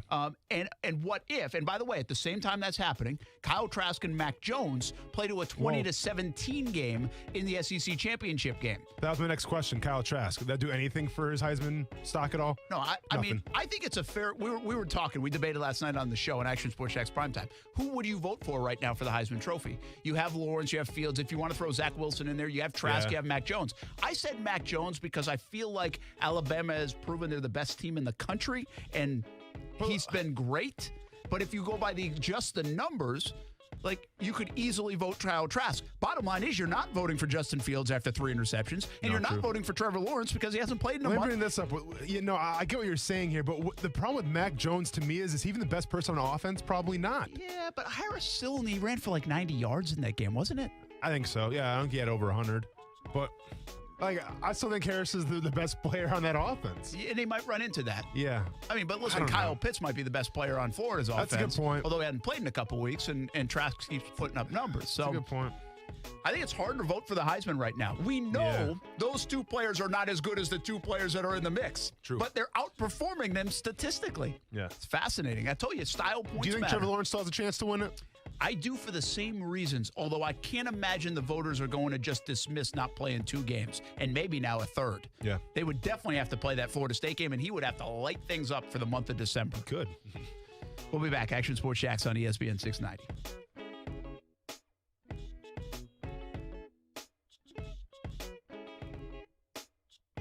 Action Sports Jax with Brent Martineau on ESPN 690 is brought to you by Best Bet Jacksonville and Orange Park. Now, the First Alert forecast on ESPN 690.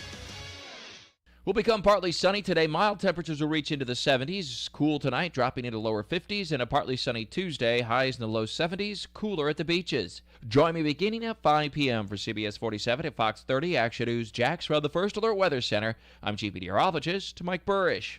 The Weather Center is brought to you by Beards Diamonds, where this is the last week to save thousands during Beards Diamonds' 40th anniversary sale.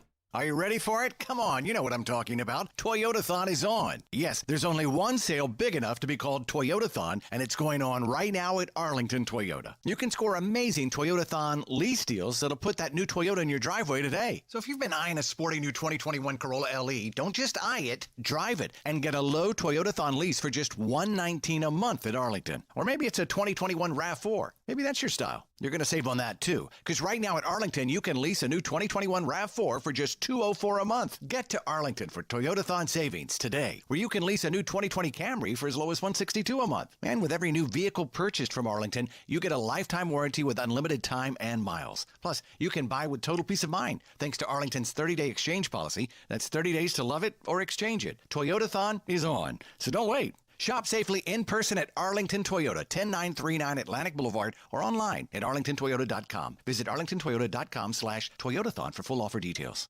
As the seasons change, there's one thing that never changes: the importance of clean drinking water. A Connecticut system from CGC Water removes up to 99% of contaminants. Now that's clean, and that's also why our family has a Connecticut system from CGC Water. Yours can too. Right now, CGC Water is offering a free A200 reverse osmosis drinking water system with the purchase of a Connecticut Premier softener. Connecticut Premier softeners are non-electric and have twin tanks, making them super efficient, saving you money. If you're not filtering your water, you are the filter. Schedule your free water test today and get peace of mind knowing your family's water is safe water. CGC is still taking extra precautions with in-home visits and continuing to follow CDC guidelines. Remember, this is a limited time offer, a free A200 reverse osmosis drinking water system with the purchase of a Connecticut Premier softener. Financing available with approved credit. Just call 904-552-1242 or visit cgcwater.com. Serving Northeast Florida and Southeast Georgia, CGC Water Treatment, your local independent Connecticut dealer. Hi, it's Brian Kilmeade for Phil Aiken Home Team Keller Williams Realty. I'm talking with Greg and Gary about their recent home sale. Why did you call Phil Aiken? We called Phil Aiken because we had heard that his team will sell your house quickly and for more money than any of the other realtors in town. Tell us what happened. Phil Aiken and his A-team, they will make the process very easy. Sold in 4 days and got over asking price. Well, that's great. So how did you think they were able to sell it so fast? Because Phil has the buyers and they have the team that can get the job done quickly and stress-free. What would you tell a friend who is looking for a real estate agent to sell their home? Would I recommend Phil Aiken and the A-team? Absolutely. Well, the results speak for themselves, right? Phil Aiken and his team have the systems and will even guarantee to sell your home in writing or buy it himself. Yes, we got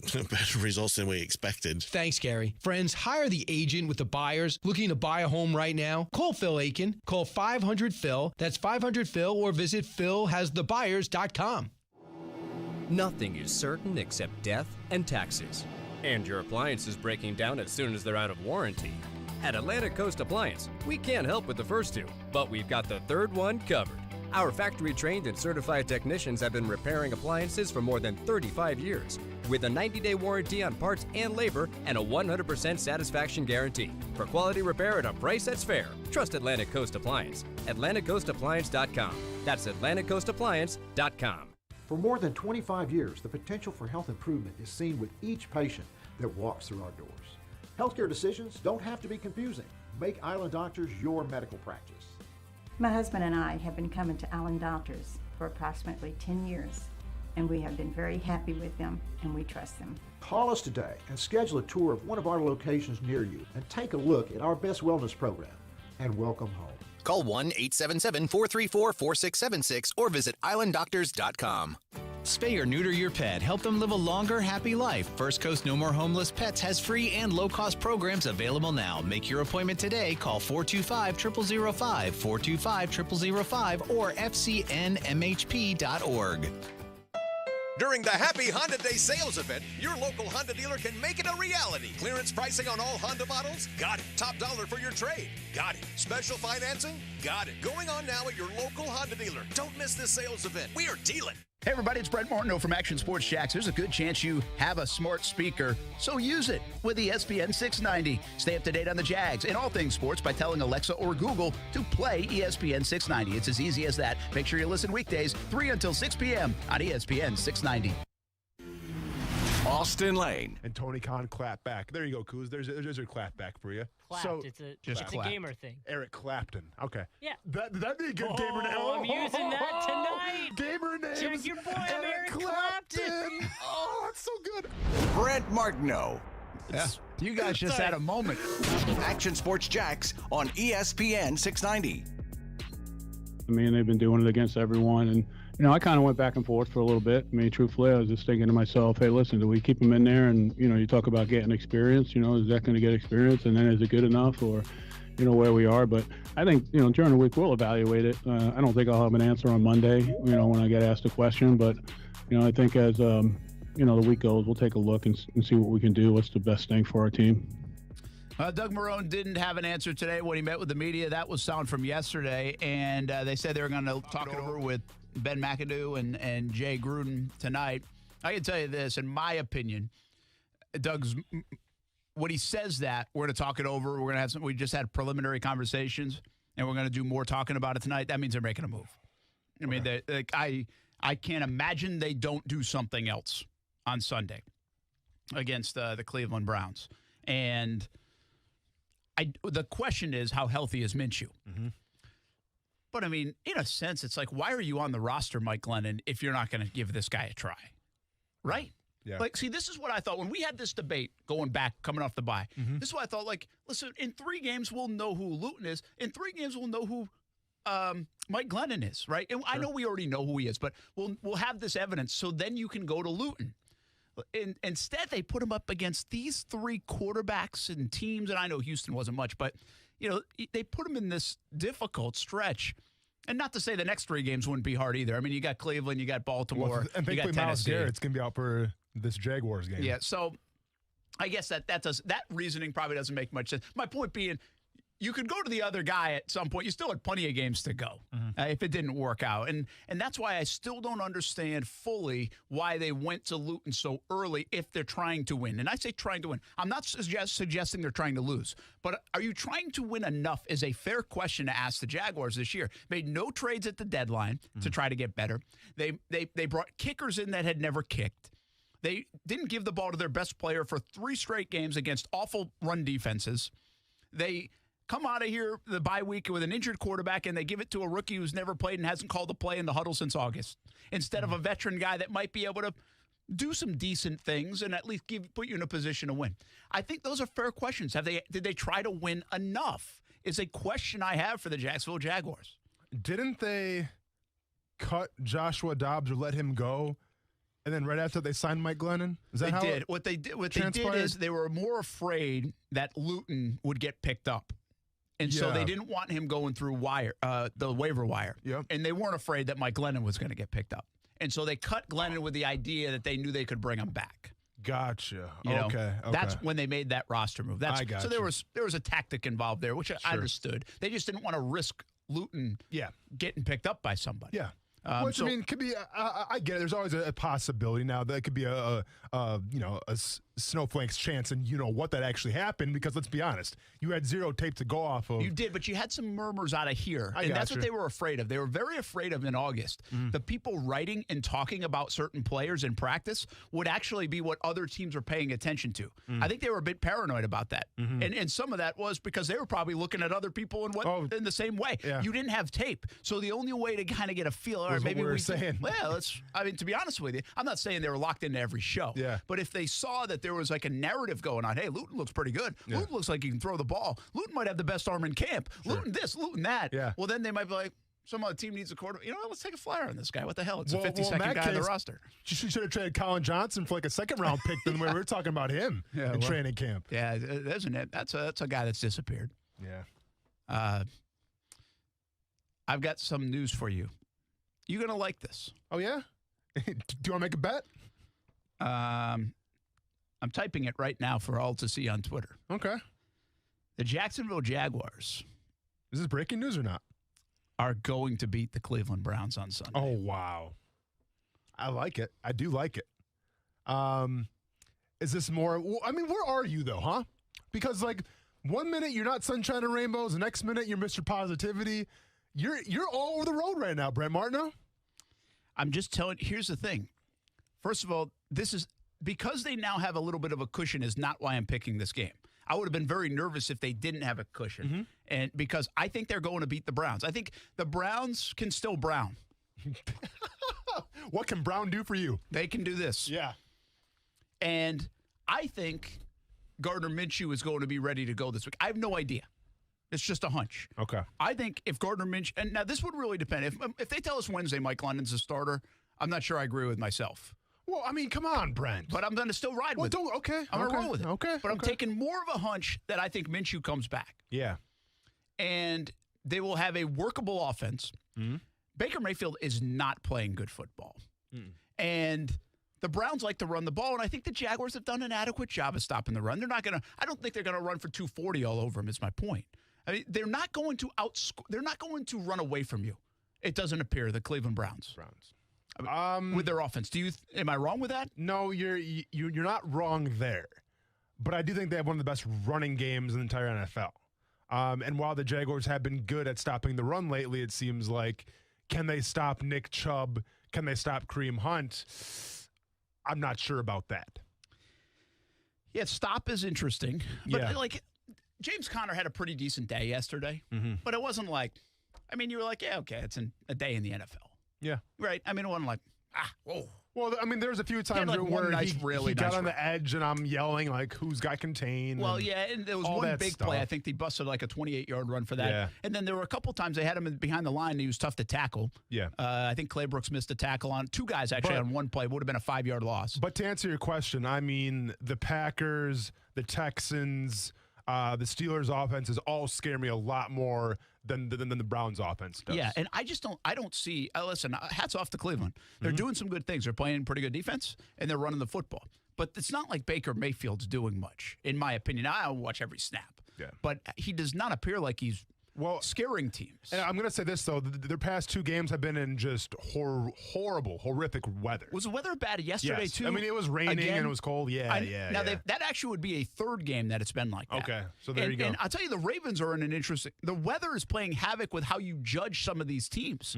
And I agree with you there. The Browns, but if you play good defense and run the ball, shouldn't you play okay in that stuff? No, you're not wrong there. But I'm just saying in terms of their offensive output. They got a pick six yesterday that really helped them win that game against the Eagles. The Eagles muddy games up anyway. Every game is like 21-13 against the Eagles. Do you know they haven't scored over 30 points one time this season? That's crazy. That is crazy. Doug Peterson and Carson offense? Wentz. Whew. That's crazy. Eesh. But I'm telling you, I've got to feel. I have not had good feelings about the Jags. Yeah. I just feel like this is. Now, the last time you felt this, they beat the Colts. As you look at games that they can win down the stretch, this isn't even I think they can win that game, because I would have said 3 weeks ago I don't think so. I just feel like this has a recipe of kind of being that NFL game where the Jags are still playing hard. They might get a bump from a QB replacement. They might get a motivated Gardner Minshew as well if he does play. Again, that's a big if. They might get a rejuvenated Mike Glennon if he plays. I don't think they're playing Luton this week. I really don't. And I think that will give a little bit of encouragement to that offense that is not as bad as it's played the last, especially yesterday. Yeah. They're a little handicapped by a young quarterback right now. So I think the defense has been pretty good. Like for them, I know the standard's 30 points, but they kept them in games. The defense has done enough the last couple weeks to win the football game. Ironically, the offense hasn't done enough, and I think a lot of that has to be put on the quarterback situation right now in Jacksonville, because James Robinson's still doing his thing. The offensive line has been adequate enough. They're at least throwing it to DJ Chark, which I like. I'm telling you, I just got to feel. I think this is the game. This is a game they're winning, and this is, by the way, so Jags, right? They get a cushion now if you are in the quest for the number 2 pick, and now they're going to close that gap. Yeah. And now if they win one more, and they're going to make us all nervous the last 5 weeks of the season, and they're going to win one more. Now, the same goes for the Browns. The Browns have been the Browns. Yeah. And the Browns just took the lead over the Ravens in that division for second place. Can you see the Browns being 8-3 and holding off the Ravens? I don't think so. I don't feel that. I have a hard time envisioning that. So I just don't see the Browns winning this game in Jacksonville on Sunday. Well, let's go ahead and work that scenario out real quick. So the Jaguars go 2-9. You still got Chicago coming to Jacksonville in late December, and you still got to play at Indianapolis. Depending, I mean, we can assume now the Colts are probably going to be playing for a playoff spot. But if they already got it locked up, it makes you wonder, what their depth is going to be like. I mean, they beat the Browns. You got to like them against the Bears, regardless of who the quarterback's going to be, Mitch Trubisky or Nick Foles, and maybe against the Colts. Like, is this going to be the ultimate Jaguars thing to do, where they're going to win like maybe 2-3 games now? Are you going to speak this into existence? I hope not. Yeah. Well, I feel like you are. Listen, I don't know if I'm even rooting. I don't think I'm rooting for this. And at the Vikings, by the way, too. The Vikings have been a little weird. Yeah. Right? Yeah. Joe Burrow out for the year now with that. Such a gruesome injury. I mean, hey, if you have a chance to watch it, don't. Let's just say it like that. ACL, MCL, and some more structural damage now. So that was the big one. Yeah. He knew right away. Everybody knew that the cart out. He's played really well. Sucks. He was playing very well in that game, at least as I was kind of watching on the computer. I mean, statistically, he was playing pretty well. And they need to do more about him. I'm telling you what, I'm not convinced that Zach Taylor's the guy there. I have the same issue with Zach Taylor as I do with Anthony Lynn. Okay. I know it's not all their fault, but I think there's a little bit of proof here that they don't win enough, and they're not going to win big.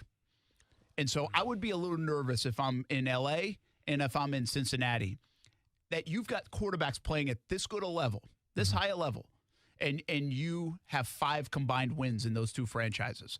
That's problematic to me. But let me ask you this. Zach Taylor's an offensive-minded guy, right?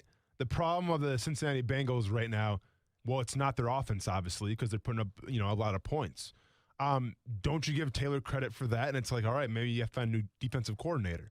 Or do you think that all falls on Taylor as well? It's like, sorry, man, we cut you loose. Well, I think that's a fair point. And Joe Burrow's development has to be in some way, shape, or form related as well. Mm-hmm. He's an offensive guy. So that's fair enough. But I just, it's like, I don't think Anthony Lynn's a bad coach. I just think soon, don't we know that he's not going to win big? He can't win games. He has a hard time winning football games. Yeah. And they've been in games. They play hard. They play well for the most part. Heck, they almost blew it against the Jets yesterday. They tried to give that up. I just don't know. There's this. It's no different than, it might be like the Mike Mularkey to Vrabel thing, where it's like, listen, Mike, you did a heck of a job. We haven't even won this many games, recently. Mm-hmm. But we don't really think you're going to get us to the promised land.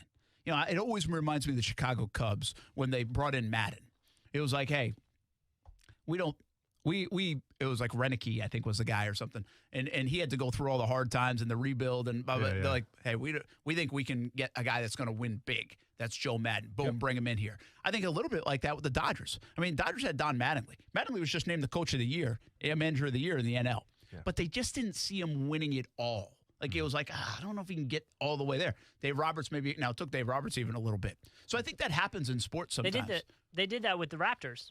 With Nick there Nurse. You go. Good call. It was a great call because that was a coach of the year, right? He got coach of the year. year. I was the they first fired one to him say, what are you guys doing? Yeah, then brought in Nick Nurse, and then they went out. Kuz, was Nurse in-house or not? Where did Nurse? Was Nurse an assistant? I think he was an assistant. I think he was. I'm pretty sure. So they hired him in-house.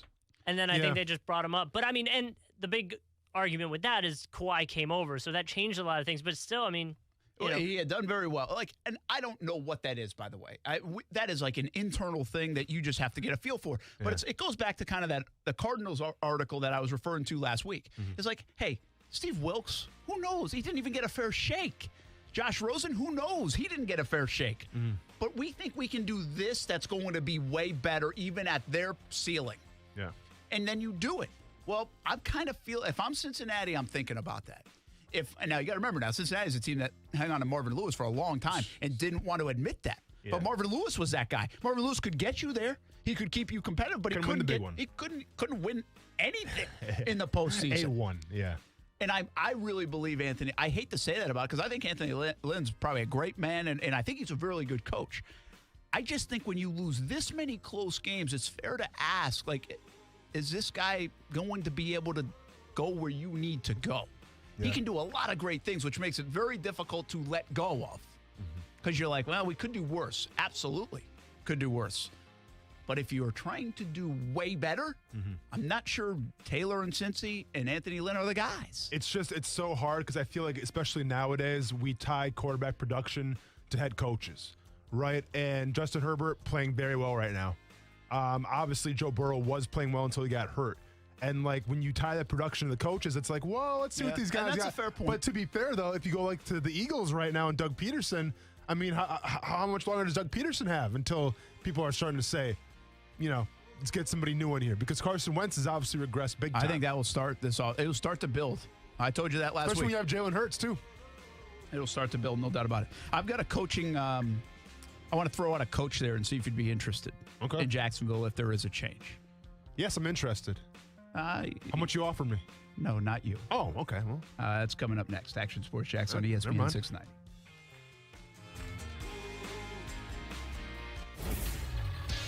ESPN 690 Sports Center Update. Happy Monday. I'm Jake Mitchell. After a fully stocked football Sunday, the Jags tied a franchise record, but it's not the kind you want to tie.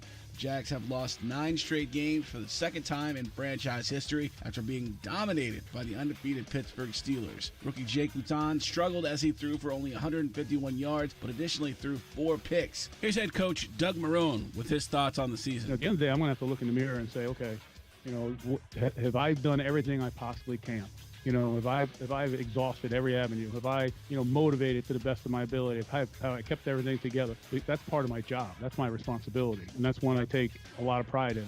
Elsewhere in the NFL, the injuries took a toll on many teams, including the Cincinnati Bengals. Number 1 overall pick Joe Burrow is done for the season after what appears to be a torn ACL. If you're working from home and want to listen to ESPN, tell your smart speaker to play ESPN 690.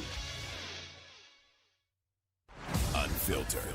Keyshawn Johnson, Jay Williams, and Zubin Mahente. If I am Sean Payton and I know that I've won games and I am the New Orleans Saints and I know I've won games with backup quarterbacks in the past like Teddy Bridgewater, I have all the confidence in Jameis Winston as my guy. The only thing they need is for Jameis to kind of just hold things together. Keyshawn, Jay Will, and Zubin. Weekday mornings at 6 Eastern on ESPN Radio, your smart speaker, or on ESPN News.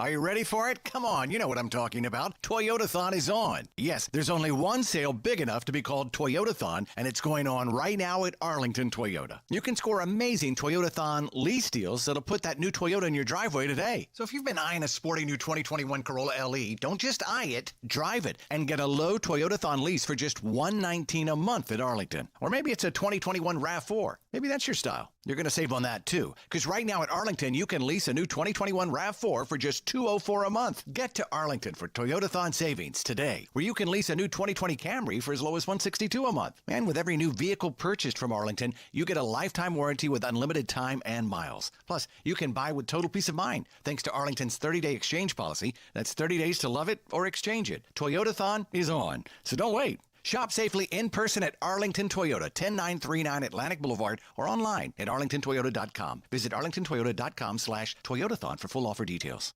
You bump the temperature down at night, don't you? And you probably keep your daytime temperature set below 74 degrees too. Or at least one of you does. While the other complains that it's freezing in here. You know what that means? It means your home is too darn humid. If your AC had proper humidity control, you'd both be comfortable at 74 degrees. So you'd never feel sticky at night or during winter or when it rains. Ever been in the mountains out to California in a low humidity environment? Then you know mid-70s can feel magnificent. But when your home's too humid, it turns everything to turd buckets. Because cold air plus humidity equals condensation, causing your ducts, windows, and hard surfaces to sweat. Enter mold and mildew. Not good. With a Florida-rated system, you'd get proper humidity control, so you'd both be comfortable, you'd both sleep better, and you'd both stop fighting over the thermostat. But only if you call GriffinService.com. License number 1250697. Appliances may work on your schedule, but they quit on theirs. At Atlantic Coast Appliance, we'll get your appliances back up and running in no time at all. Our factory-trained and certified technicians have repaired more than 100,000 appliances over the past 35 years, servicing Jacksonville to St. Augustine and Ponte Vedra with a 90-day warranty on parts and labor, plus a 100% satisfaction guarantee. When your appliances quit, we're ready to get started. For quality repair at a price that's fair, visit AtlanticCoastAppliance.com. The First Coast is booming. With interest rates at historic lows, there has never been a better time to call Brandon Ponsel and his network of local experts at Jags Coastal Homes. You can visit them at jagscoastalhomes.com or call them today at 904-206-9480 and mention ESPN 690 to receive up to $2,500 towards your closing cost. Need to sell? Powered by the unparalleled technology of EXP, Brandon will guarantee the sale of your home in under 60 days, or he'll sell it for free. The First Coast market is on the move. Are you? Hi, I'm Will Nelson, and in 2018, I started your CBD store in Jacksonville Beach, and in 2.5 years, we've grown to over 600 locations. Because of our high-quality brand SunMed, our transparency and third-party lab testing, we're the only brand with a USDA organic label, free samples daily, and the area's largest inventory with 150 different CBD products. Located at 3rd Street, Jacksonville Beach, or San Jose in Mandarin. That's your CBD store. Every Monday, seniors save 20%. It's Daily Fantasy Simplified. It's as simple as over and under. PrizePicks.com or the PrizePicks app is the place that pits you against the numbers. Don't worry about your fantasy lineup or a big injury that might hurt your team. On PrizePicks, you simply select 2, 3, or 4 players and predict if they will go over or under their fantasy projections. It's easy, it's fun, it's one-on-one. You against the numbers. PrizePicks.com or the PrizePicks app. Use the promo code JAX, J-A-X, to get a 100% match on your first deposit. Get started at PrizePicks.com. Time to break up with disappointing breakfast and make it your X-Fist. Because Wendy's has your new breakfast love. We're talking a ham, egg on every sandwich, always crispy oven-baked bacon, all coming together to make the Breakfast Baconator. That's right, a Baconator for breakfast. So go tell the world you're with Wendy's breakfast now. And hurry into Wendy's for the breakfast of your dreams today. We got you. At participating U.S. Wendy's. Hey, what's up, everybody? It's Austin Lane from Action Sports Jax on ESPN 690. Smart speakers are becoming part of everyday life, so why not use it to listen to the radio? Tell Alexa, Google Home, or any other speaker to play ESPN 690. Give it a shot weekday afternoons from 3 to 6.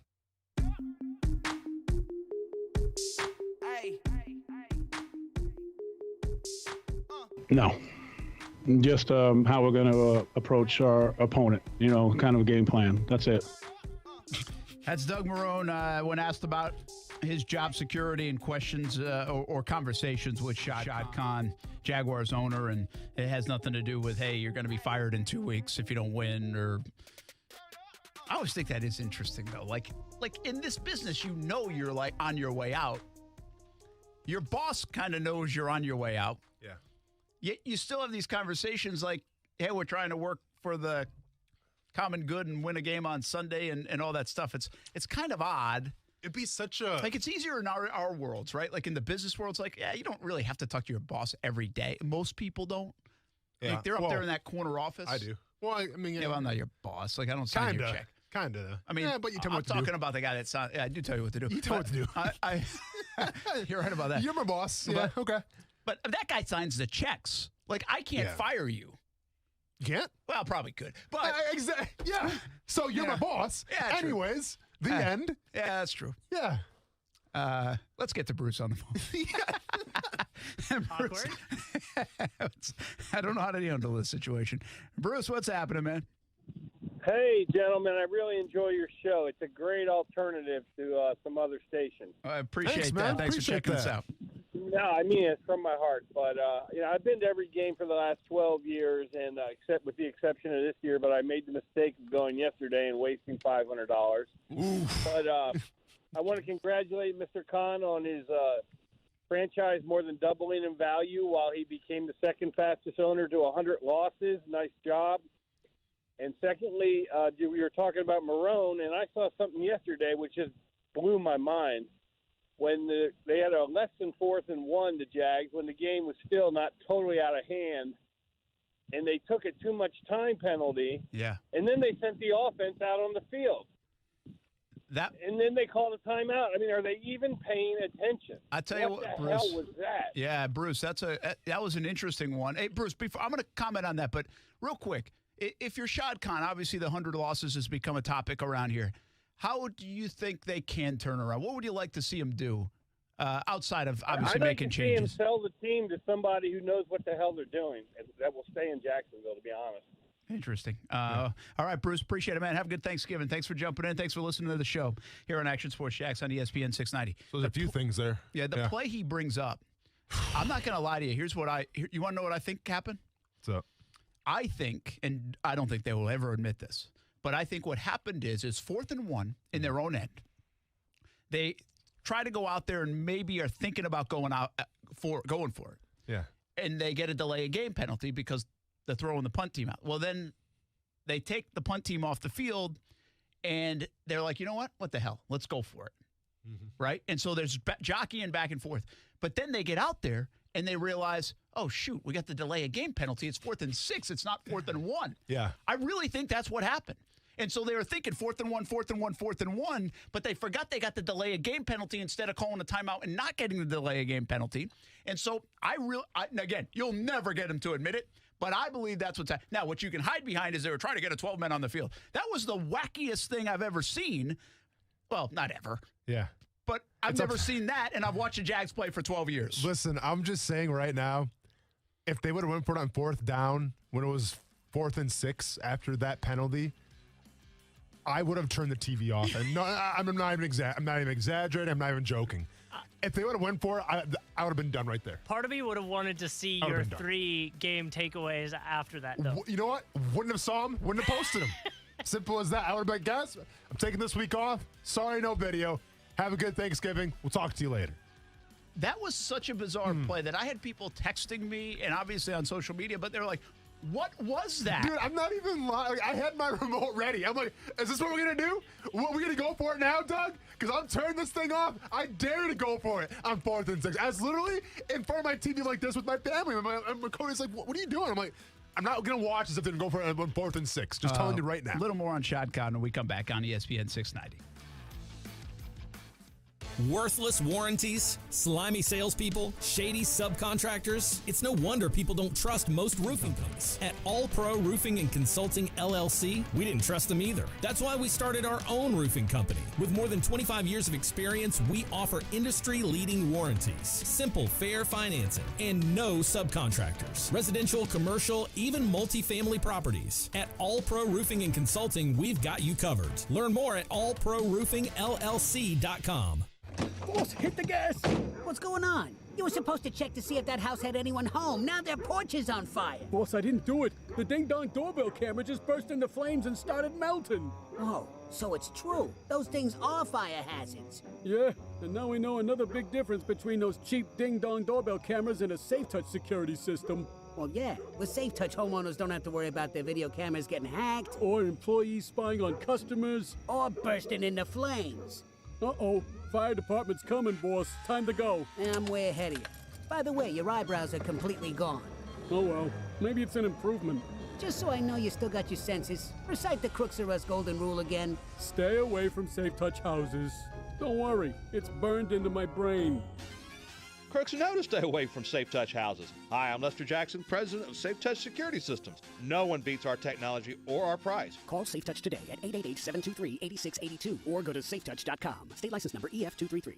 When it comes to buying your next ride, everybody wants to save big. Well, you can with my friends at Arlington Toyota. Right now, they're having their 50% off pre-owned event. You heard right. You can save thousands when you pay up to 50% less MSRP on pre-owned at Arlington. And Arlington's got over 400 vehicles ready for you to choose from. You want to save on a Corolla? Get to Arlington where you can buy a pre-owned 2020 Corolla LE for just $11,991. Everybody loves Camrys. And with up to 50% less, you can get a pre-owned 2020 Camry SE from just $17,991. Now, if you love the RAV4, then get one and save big at Arlington, where a pre-owned 2020 RAV4 XLE can be yours from just $19,991. Leave it to the #1 volume Toyota dealer in Northeast Florida to also give you a 30-day exchange policy with your purchase. That's 30 days to love it or exchange it. It's the 50% off pre-owned event happening right now at Arlington Toyota, 10939 Atlantic Boulevard, or online anytime at arlingtontoyota.com. Visit arlingtontoyota/50off for full offer details.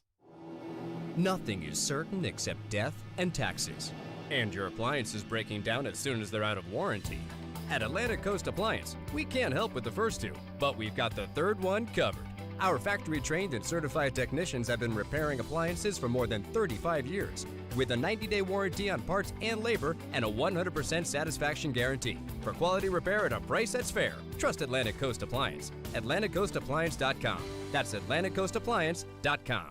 I pledge allegiance to the flag of the United States of America and to the republic for which it stands, one nation, under God, indivisible, with liberty and justice for all. At Lloyd's Construction and Consulting, we've been celebrating 10 years in business. Over the years, we've constructed thousands of projects in the Northeast Florida region. For commercial to residential, we handle each project with the respect and care it deserves. We look forward to speaking with you about your next construction project. Find out more at lloydsconstruction.net.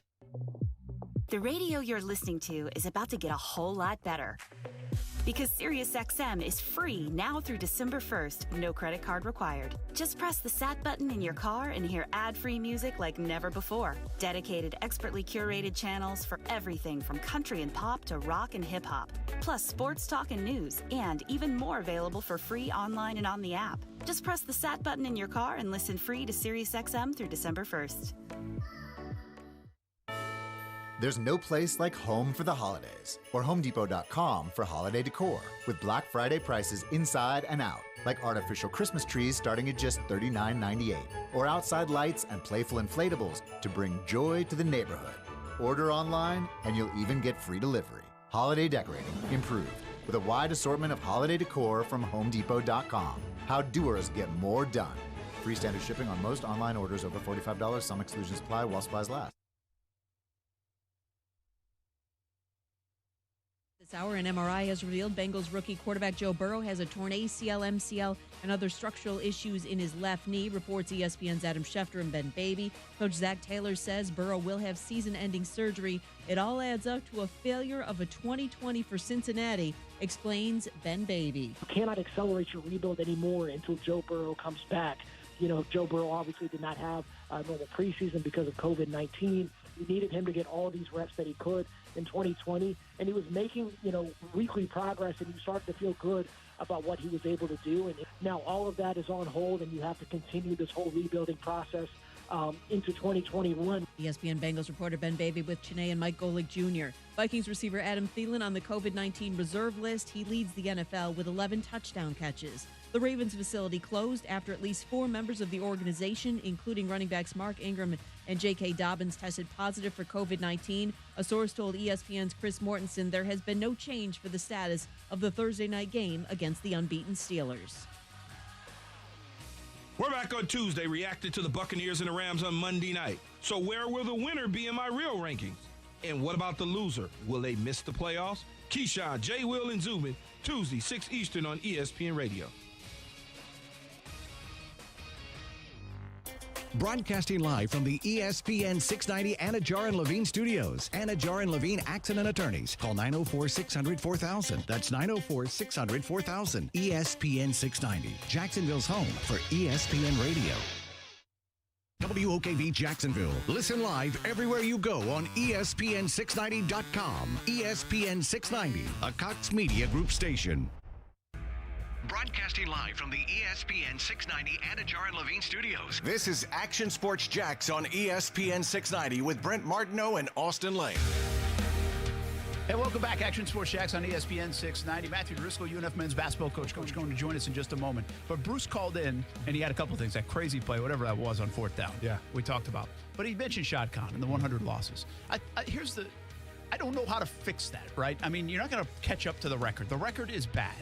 There's no way to defend the record. Yeah. There's no way to defend the Jags anymore. Listen, I've tried defending a lot of the stuff over the years. You can't. You have to now change it. You have to fix it. And you have to make correct decisions. That is what is tasked to Shad Khan. He has made mistakes. He's tried different things. They haven't worked. They worked for 1 year. That's it. And no sustainability. So there's no getting around that. The 100 losses are what they are. But now he has a chance, in my opinion, given cap space, given the record, given the draft position, to really change it. And he's got to get it right. Like Bruce said, hey, what I would do is sell it to somebody. You're not selling it, okay? Shad Khan's the owner, and he's going to be the owner. And there's really no hint that he wants to sell it, wants to get out of Jacksonville, any of that stuff. In fact, he's trying to lay more anchors in Jacksonville around that stadium. So what they need to do is get the right people in, and they need to make the right decisions. Yeah, listen, I don't need an aesthetically pleasing round number to tell me how bad it's been here for the past decade, okay? Because it has been. All right, I've been a part of those seasons, and then I've watched a couple of those seasons. So, yes, I understand it's been bad. And you can go ahead and say 100 all you want, 100, 100, 100. At the end of the day, Shad Khan's not going anywhere because he has the choice. That's what happens when you have the most money, all right? You got the most power. And it's not like a coach, it's not like a GM, and it's not like a player where if you don't have success, you're gone. When you own the team, you can do whatever you want. So, well, I don't know. It's a catch-22, right? Because I see a bunch of the fans bringing up 100 losses, but then I also see the fans celebrate when the Jaguars lose because they can get Trevor Lawrence or Justin Fields. Yeah, it's an odd thing. So how can you have it both ways, man? I just don't know. I will say this. That's not on the fans. That's on the organization for putting them in this position. No, without a doubt. It's not a good spot to be in. And we're all just trying to find a way to fix it quicker. Yeah. And that's the bottom line. Hey, speaking of a guy who knows how to fix things, maybe he has some advice. Matthew Driscoll, UNF men's culture basketball builder, coach. man. Culture builder. I mean, how the heck do you fix this thing, build some Coach? culture, Coach. First of all, when you said lay anchors in the city, I think you've seen his yacht a couple times downtown. That thing's got a heck of an anchor on that thing. Hey, a couple things I would say right off the bat. Number one, I love your guys' optimism as far as us going into Cleveland next week. I mean, when the Jags go into Cleveland and they obviously compete in this next game, I think Tomlin had it right. I mean, these are pro athletes, and they have a job to do, and there's something that's put in front of them. And I don't think anybody wants to walk off the field like other people, or maybe go out there and go half-stepping, and next thing you know, you get an injury, and you're done for the rest of your career as well, too. So I don't think these guys go out there half-stepping, but I would say this, 4 seasons ago, I don't think we can dismiss it as quickly as everybody does. And I think the reason for that is because how many Pro Bowlers did we have on defense that year? Well, I want to say there were 4 of them. Yeah. 4? Okay, let's say 4. Right? So that was the whole deal. Like, we really started defending. And then next thing you know, there were some passing, there was some running by Fournette, there was some, Bortles could get it out, dink and dunk, and then but then we got rid of all this for whatever reason. Things didn't work out, and all those things went down the pike. But I think defensively, when you look at youth in this league, and you've got to battle Ben Roethlisberger and just because of yesterday, but all these other quarterbacks, even Phillip Rivers, when the first game of the year, I mean, it isn't like they were going up against chopped liver. When you have young people having to go against these kind of players, it's very, very difficult in that league. So, in my opinion, I really, really would hope that they would just sell out monetarily and really, really, really do the free agents like we did. Because if I'm not mistaken, wasn't it 1 draft and then 3 free agents? Yeah, it was Campbell a free agent? A.J. Boye. Number 75. Yeah, Boye. Number 75, that crazy lineman that was unbelievable, Jackson. 4 or 5 plays. Yeah, Malik Jackson was part of it. And then the linebacker. What was the really great linebacker? The one that didn't play the next year because he was hurt. Oh, not Telvin Tevin, Smith. Yeah. Oh, Tevin, okay. whatever his name was. Yeah. Wasn't he on that team as well too? Yeah, he was on that team before he just abruptly retired. Yeah. So, but I'm saying, my point is there was a lot of really talented players. Mm-hmm. Yeah. So I don't think we should dismiss that. I think our problem is after a while it's kind of fool me once, shame on me, fool me twice, shame on you. What are we going to do? So I would hope they would really, really sell out and bring in some experienced defenders, especially if they're going to get Lawrence or they're going to get Fields or they're going to get one of those guys. Yeah, and that could change. I mean, it'll be something they've never had before if they can do that. But like you know it too, Coach. I mean, the thing that you're going to have to replenish it sometimes. I mean, they could have kept Ramsey, they could have kept Ngakoue for a long, long time. Didn't work out. Telvin Smith abruptly retires, but you still have to make the right decisions. Yeah, you have to make the right decisions. Who to get rid of at the right times. You know, who to bring in at the right times. Free agency is a dangerous thing when it comes to that. Obviously, who to draft, but you have to have a culture in place that has a standard. And right now, the Jags, unfortunately, because they haven't won, they don't have much of a winning standard outside of 2017. You walk into Pittsburgh, you walk into Baltimore, you know what's expected. You now walk into your program versus before you got there, and you know what's expected. Now you might not have known what was expected before you got there. So who's going to build that are the questions here in Jacksonville. How can Shad Khan bring that in? Because quite frankly, the moves that he has made hasn't brought that in enough, at least from a sustainability standpoint. Let me ask you this, Austin, Brent. Let me ask you this. So you bring in a young dude. How many young dudes, do your math on this, how many young dudes have come in to play the quarterback position that have led their team to the Final Four or to the Super Bowl, right? Roethlisberger did it, right, when he was a rookie, and they had great defense. Mm-hmm. Last year, Mahomes did it. They had great defense. Now, he was phenomenal, obviously, but my point is all those teams, like if you bring in a guy like Fields and Lawrence, like I get it. It's wonderful. And don't forget, Bortles came in ranked pretty high. Am I correct? Yeah, somewhat, but they reached for him as well. Not as many people had him as high as they did.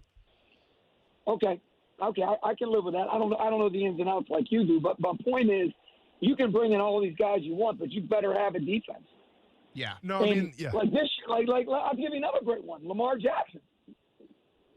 I mean, like look at him. Like he's phenomenal. They look how great they were, and they're really good now. I'm not saying they're bad just because they lost in overtime. They're 6-4, but my point is, like, you better be able to have a defense that can, and especially in the way the NFL is, like everybody's scoring in the league. So, Coach, I think to try to echo that point a little bit, if you look at like Russell Wilson and Dak Prescott, right? Like when Russell Wilson was drafted, he came into a great situation in Seattle because they had that defense and they had a solid running game. Dak Prescott was a little different where Tony Romo was supposed to be the guy. He hurts his back. Dak Prescott comes in, has probably the best offensive line that year in the NFL, obviously has the running game to back that up as well. To me, it's about bringing these guys into great situations. Now, I think that if you look at what the Jaguars have right now in terms of their foundation going forward, there is some intriguing pieces on the offense, right? You have your offensive line pretty built up. You have some intriguing receivers. But to echo your point a little bit, their defense right now, yeah, obviously it's one of the worst in the entire NFL. And bringing a new quarterback in here to try to lead a new regime, to lead a new era, you have to have better pieces on defense to try to have his back a little bit more, I think. Well, you got, like, he's going to outscore the other team 34-30. Yeah. You see, that's my point. That's what we're asking them to do. We're asking Trevor, Justin, here's what we want you to do. Outscore the other team 34-30. Like, it's not fair. Yeah. Well, that's why I think they have to get the right people in to make the right decisions. To me, I don't know what it is in your world, Coach, but it's a 65-70 right decision win rate, I think, in the NFL. It's the same thing with us. I mean, look at our team last year.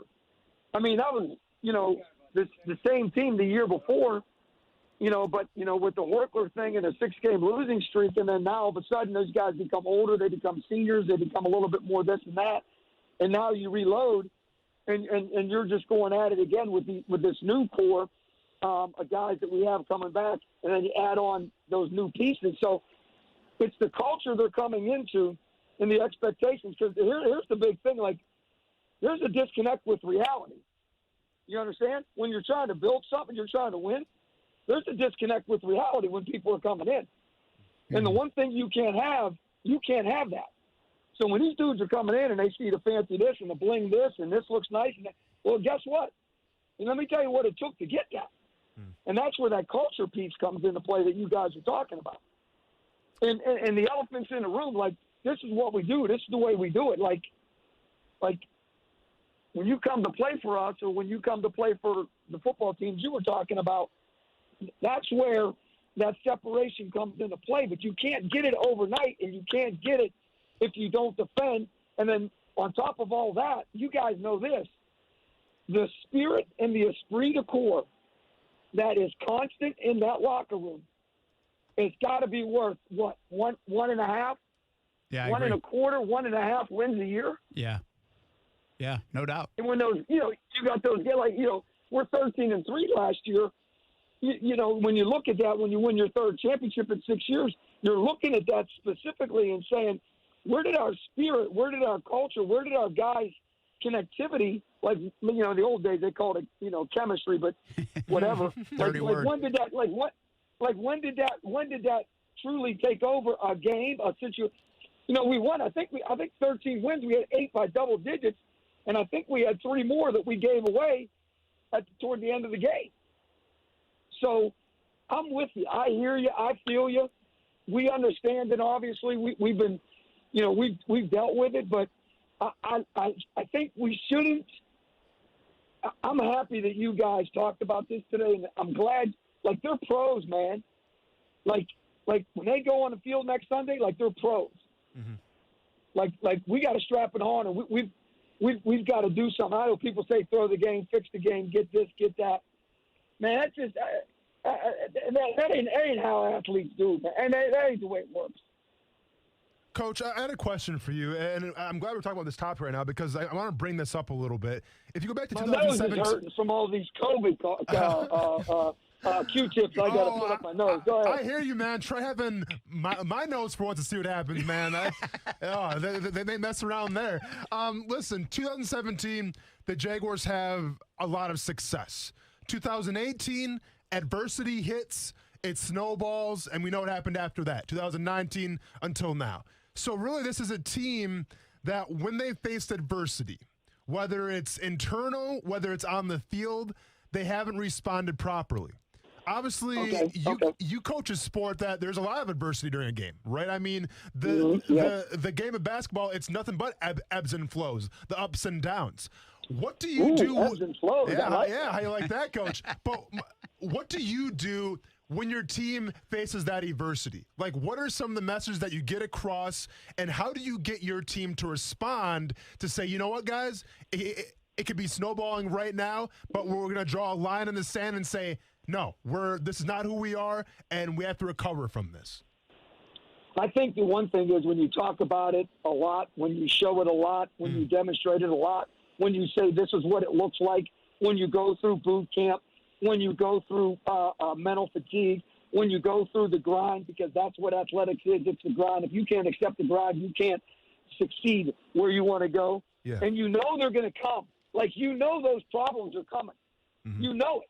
But they give you that great endurance. Our theme this year is perseverance is power. It gives you that great endurance.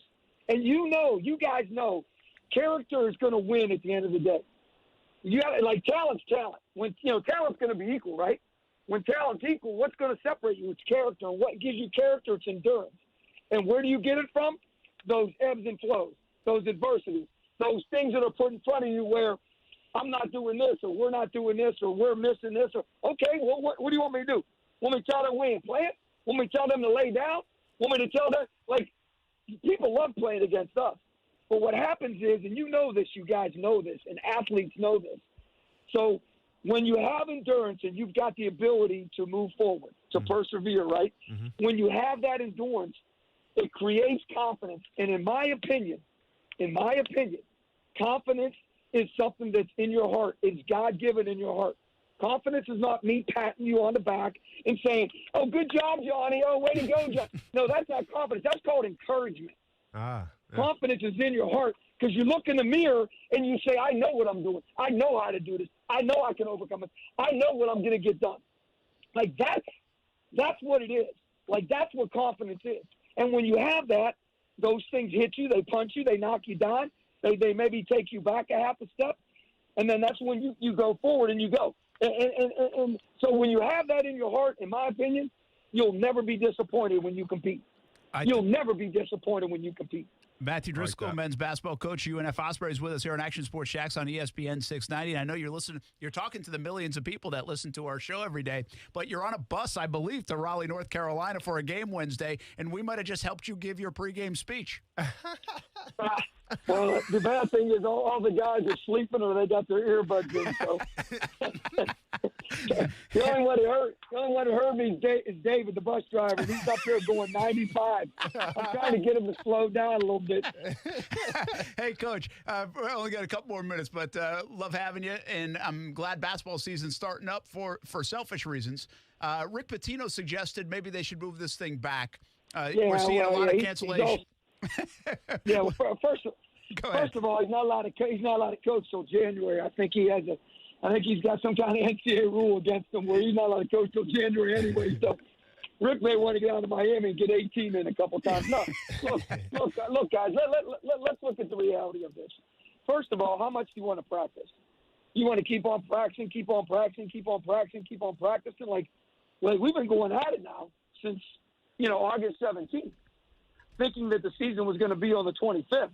You push this thing back 6 more weeks, now you're talking about soft tissue. Forget that. Now you're talking about how much do you hit? How do you hit? What do you do?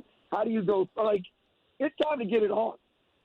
And just like the football did, they got it set and got it on. So what's going on right now is not been thought about. I'm on the Congress for the NABC, and the one thing we knew was that 20% of the teams at some point were not going to be able to participate. Think about this. Ivy League's 10, they're not playing.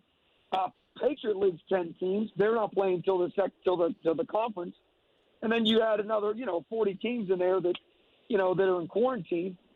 So I think once the contact tracing kind of gets a little bit more refined as we move forward, into the next year, especially with the vaccine on the way and some other different things that are happening along the way as well, too. I think it's a perfect time to start. Most campuses, I don't know if you guys know this or not, most campuses in America are closed. Most kids either took their tests last week and this week, go home for Thanksgiving and never come back until mid-January or late January. So most campuses are closed. So therefore, it's going to be a better dichotomy. Mm-hmm. And the other thing is this too, guys. Like, when we take our guys and we're going, it doesn't matter if they're home, if they're at the flats, if they're going to get something to eat with their mask on and getting it to go, if we send them home and let's not do anything until January. Like, it's out there. Like, it's part of our world. It's part of our daily life. You guys probably walked past 20 people today that had it. Yeah. Because what is it? 87% are asymptomatic. So, like, you don't even know. Like, people don't even know. And here's the other thing, too. They ain't getting tested. We get tested 3 times a week. So, in my opinion, athletes, they're probably more safe than anyone. Yeah, and I think a lot of people have said that, and maybe that it's shown. I mean, it doesn't make you immune from it, certainly not. But no, absolutely. But the thing is, we're canceling games. It's not because of the COVID. It's because of the contact tracing. Yeah, very true. Very true. So the coach gets it, or the one player gets it, or whatever. Well, now we have to do our due diligence and make sure that thing's not, spreading or super spreading or whatever they call that thing. So, to me, there's no sense in pushing this thing back, and it's not going to change. Like, it's here. However, as we move through this vaccine, as we move through this holiday season, and then here, what? Think about this, Brett, what you just said. Well, when are all the college students coming back? In January. Yeah. So really, all the campuses are going to get, the possibility, if you want to call it that, of people coming back from the holidays that possibly could be. Yeah, it's a good point. Well, hey, so go ahead. No, I know you have other things to talk about. No. I just want to ask you about, especially since the guys have their earbuds in, you can tell us if you like your team or not, and be honest. I mean, Eastern Kentucky on Wednesday night. Yeah. First of all, if they got their earbuds in or not, it doesn't matter. I'm going to be honest with you, so don't worry about that. I really love our spirit. I really love our length. I really love our competitive. Our juices really flow high when they compete. I love our ability to share it. Like, we really share it well. We haven't solidified what is a good shot versus what's a shot. Mm-hmm. So we haven't solidified that good, better, best. Never let a rest of your good, better, your better's best. And that's something that's been huge in our program. 5 people average double digits every single year. So it's something that we're really, really have worked on. We've really tried to hone in on. And when you have a bunch of guys coming in, you're trying to move pieces around. Tallest team we've ever had, 6'6" average height. We have a couple guys that are up there that can handle it, like guards that can really find guys. We're rebounding the ball in practice at a higher rate. We'll see how it translates to the game, because you guys know transfer learning is the greatest thing, and when the lights come on, things change. Mm-hmm. And that's the one thing we got hurt with: no scrimmages, no exhibitions. You couldn't go out and play somebody else like you did in the past. At least give you some kind of a measurement of exactly where you were. So Eastern Kentucky, they're going to press for 40 minutes. NC State on Friday, they're going to press for 40 minutes. FIU later down the road, they're going to press for 40 minutes. So we're going to see a ton of pressure. And, with our guys, our theme is always the same: layups and dunks, wide open threes, layups and dunks, wide open threes. So I really, really think that when you see these guys in January, they're going to be completely different just because of experience. Here's a great statistic, Brett. We have 2 players on our 13 scholarship guys, 2 players that have ever played Division I basketball more than 1 year. 2 players that have ever played Division I basketball more than 1 year. How about that? Wow. We have 6. Well, how about this stat the other way? We have 6 dudes on our 13-man roster, scholarship, 6 dudes that have been in college for 3 years or more. Wow. So, yeah, it's crazy stat. So it isn't like we're young. We're just inexperienced. Yeah. And, we reload. So we're going to shoot threes. We're going to play fast. The zone looks different because it's so much longer. And we've done some things to it. So we're really super, super excited. We're really blessed to have this opportunity to get on the floor and strap it on at 5:30 on Wednesday, against Eastern Kentucky. Awesome. And 4th, I think, in the OVC. Well, good luck on Wednesday night. I'm the layup and threes, wide open threes guys. Austin will be the dunk guy here on this show. Yeah, that's all I got. Happy Thanksgiving to you and the family and the coaching staff, and good luck. Go get them Wednesday night. We'll talk to you next week. Cracker barrel to go, baby. That's where we're at Thursday. Now we're Cracker talking. barrel to go. Now we're talking. Thanks, man. Appreciate you guys. Swoop it up, baby. Swoop it up. All right. That's Matthew Driscoll, UNF men's basketball coach. They have Eastern Kentucky on Wednesday night. They have North Carolina State on Friday. Both of these games in Raleigh, North Carolina. Then they play Miami on Sunday down in Coral Gables, and Florida State next Wednesday. So a nice little opening for UNF, no different than usual. It's going to be pretty tough for the Ospreys. All the idea of getting ready to go in January when the A-Sun play gets rocking and rolling. We'll meet with Matthew Driscoll again. It's interesting. You just said transfer to learning. I've never really known how to describe it, but that's what he just did. Because I say this all the time, like my kids are cage animals, right? If you have kids that play baseball, you're like, oh, man, they were great in the cage today. Yeah. Great in the cage today. Great in the cage today. 0 for 8. 0 for 15. Oh, wow. 1 for 18. Calling them out. Well, it takes a while to get what you do in the cage to the plate in a game, right? Yeah. And I think that's what Coach was talking about. It's like, hey, it looks okay in practice. What's going to look like when the lights go on? Yeah. Transfer to learning. I like that. No, it's funny that we're talking about this. Actually, I saw a little, I guess it was like a web video of JJ Redick shooting free throws. Okay. And it's like he was able to simulate being in the gym when he was in like some of the biggest games in college in the NBA, right? When he's hitting his free throws, it's like the whole point of my free throw shot was to simulate I'm back in the gym, I'm back in my own driveway at home shooting free throws. Same kind of thing. Yeah, transfer to learning. Transfer to learning. We got to transfer learn all the way to a commercial. We come back. What do you like tonight? Monday Night Football. And I do throw a coach out at Austin. Is he interested in him? That's on the way on ESPN 690. Action Sports Jax with Brent Martineau on ESPN 690 is brought to you by Best Bet Jacksonville and Orange Park. Now, the First Alert forecast on ESPN 690. Mostly clear and cool tonight, dropping to near 50 degrees. From the First Alert Weather Center, I'm Action News Jax Chief Meteorologist Mike Burrish. The Weather Center is brought to you by Beards Diamonds, where this is the last week to save thousands during Beards Diamonds' 40th anniversary sale. As the seasons change, there's one thing that never changes: the importance of clean drinking water. A Connecticut system from CGC Water removes up to 99% of contaminants. Now that's clean, and that's also why our family has a Connecticut system from CGC Water. Yours can too. Right now, CGC Water is offering a free A200 reverse osmosis drinking water system with the purchase of a Connecticut Premier Softener. Connecticut Premier Softeners are non-electric and have twin tanks, making them super efficient, saving you money. If you're not filtering your water, you are the filter. Schedule your free water test today and get peace of mind knowing your family's water is safe water. CGC is still taking extra precautions with in-home visits and continuing to follow CDC guidelines. Remember, this is a limited time offer, a free A200 reverse osmosis drinking water system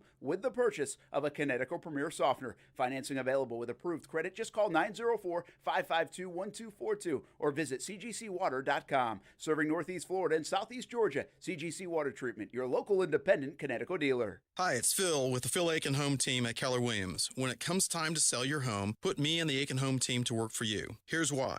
Over the years, I've perfected the home selling system, putting the most money possible in your pocket. With my exclusive list of buyers in waiting, I may already have your buyer. And with thousands of buyers, I'm likely to create more demand and higher sales prices. I'll even guarantee to sell your home at a price agreeable to you, or I'll buy it myself. Don't just take it from me. Let me introduce actual clients, Lynn and Craig. Tell us about your home selling experience. We were immediately at ease. We had a great deal of confidence that any questions we had or anything that we needed to learn about the process was going to be handled in an expert and professional way. We sold our home in just 2 days for $3,500, more than list price. Anyone who wants to sell needs to call Phil Aiken Home Team. Thanks for sharing. The number to call is 904-500-PHIL. That's 904-500-7445. Or visit philhasthebuyers.com.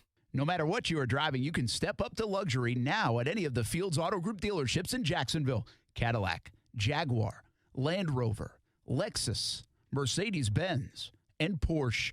Yes, it's luxury for less at all Fields Auto Group locations in Jacksonville. Plus, you'll also be part of their exclusive Fields Amenities program, where you will get complimentary loaners, car washes, and cafes. So whatever you're driving, see Fields first and step up to luxury for less during this amazing opportunity. Visit fieldsauto.com.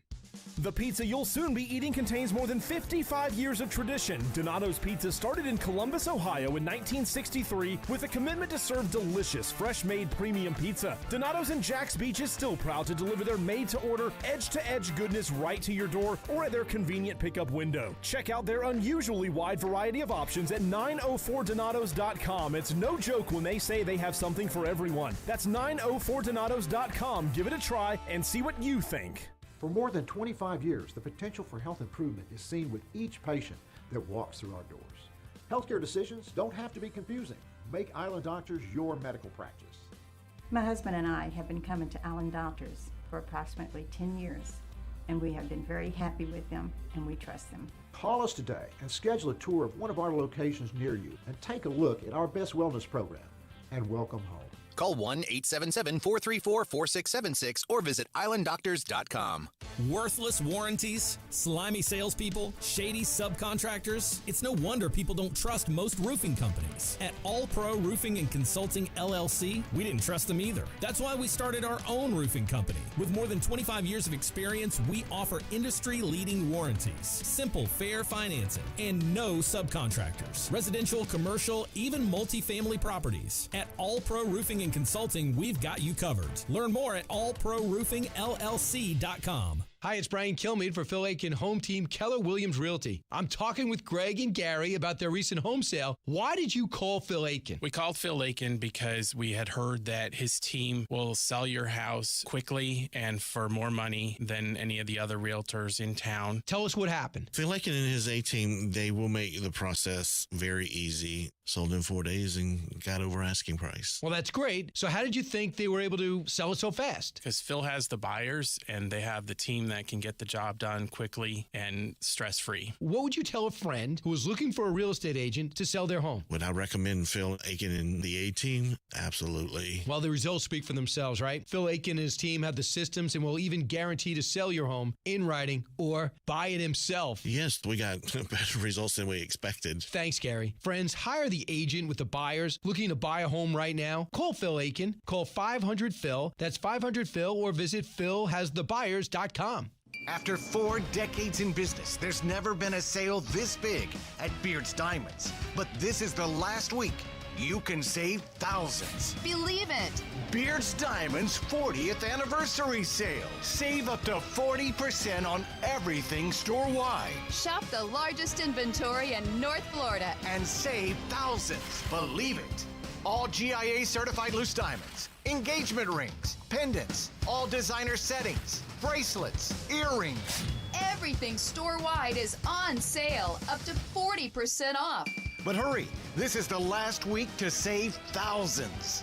If you're popping the question soon, celebrating a big anniversary, or even shopping early for the holidays. Everything store-wide is on sale up to 40% off. Nobody beats Beard's Diamonds prices. At the St. John's Town Center. Or at beardsdiamonds.com. Vote for this week's ESPN 690 High School Athlete of the Week, presented by Honda of the Avenues. Each week, an athlete with the most votes will be announced on Action Sports Jax. To vote or nominate your favorite student athlete, go to ESPN690.com or check us out on ESPN 690's Facebook page. Hey everyone, this is Brett Martineau from Action Sports Jax on ESPN 690. Hope you catch the show Monday through Friday from 3 p.m. to 6 p.m. on 10 different platforms. But if you missed the show, you missed this. The Jags have 2 opt-outs. How big are these losses in your opinion? Lorente McCray is different to me. This is a guy who's gone on a 7th season here in the NFL. If you have the honor to wear the C in that locker room, it means that you're a leader. You have some sort of influence on that team. Subscribe to the podcast and check the show out on Action Sports Jax on ESPN 690. Get the podcast daily. All you have to do is search ESPN 690 in your podcast app. Brent Martineau. Daniel says, we went from hot Cheetos to shampoo, raising the intellectual portion of the show. Austin Lane. I'm wearing a sleeveless t-shirt. What more do you want from us, man? It's Friday. We never said we're intellectual. Action Sports Jax on ESPN 690. I just feel like whenever I watch Lamar play, he is the Russell Westbrook of the NFL. Like, he's a guy that's going to get you a lot of stats, crazy athletic, going to do things. But at the end of the day, like, Russell Westbrook needs to make shots in order to help you win a championship. I need Lamar Jackson to make marginal wide receivers better. I'll tell you what, man. Shine off Lamar Jackson. I mean, do I talk about him? Brent? You have selfish intentions. But do I talk about him? You know why? Because I sold when I sold. And now I'm on the Kyler Murray bandwagon. Are you concerned about Lamar Jackson? Yeah, I am a little bit. I think that they're a team that needs more wide receivers at their disposal. I think that when they lost Hayden Hurst and now Boyle's been out with an injury, and all they have left is really Mark Andrews. I think Hollywood Brown has regressed big time. He's having a rough year, and it stinks for him because he doesn't get the ball, so he complains that he wants the ball more. And then what do? Well, you drop the ball twice. So like that's not a good sign of faith in you to try to pound the rock to you a little more. And then with Mark Ingram being hurt, it's just listen, this Ravens team right now. They're a shell what they were last year, hands down. And I think the only way to go forward is to evolve. And the only way to evolve is to get a lot more tools at your disposal on the offensive side of the ball. I'll tell you, you watched that game last night, like Kansas City and Oakland? Yeah. Oakland, Las Vegas. Yeah, I make the same mistake. Whatever, right? Yeah. And we're finally over San Diego, kindly. I'm not, but yeah. But if you look at that game, you're like, this is perfect it's our Prize Picks segment. Yeah. PrizePicks.com, Prize Picks app. Check it out. I had a tough weekend, by the way. Yeah. Like, I could not get it done this weekend. I was not good. Everyone should have listened to me.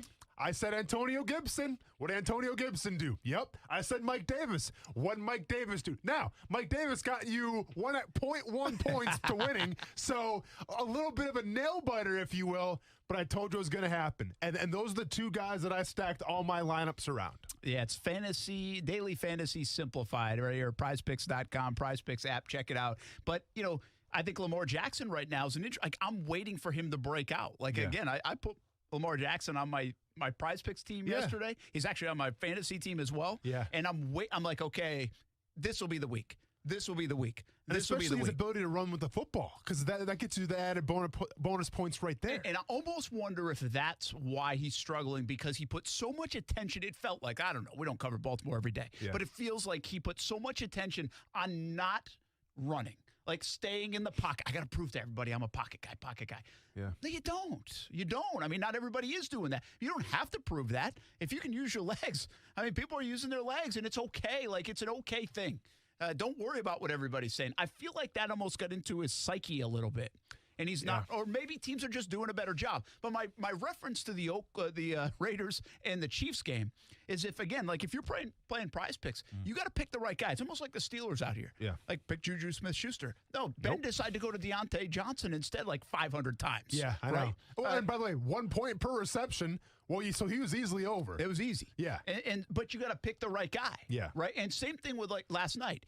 Oakland, I'm going to keep saying it. Vegas has all these guys that they utilize them all. We know the Chiefs have all these guys, right? It's like, who do they want to have a big day? Tyreek Hill? Yeah. Or do they want Travis Kelce? Yeah. Or do they want Mecole Hardman today to have his breakout game? Do they want to use Le'Veon Bell, or do they want to use Edwards-Helaire? Yeah.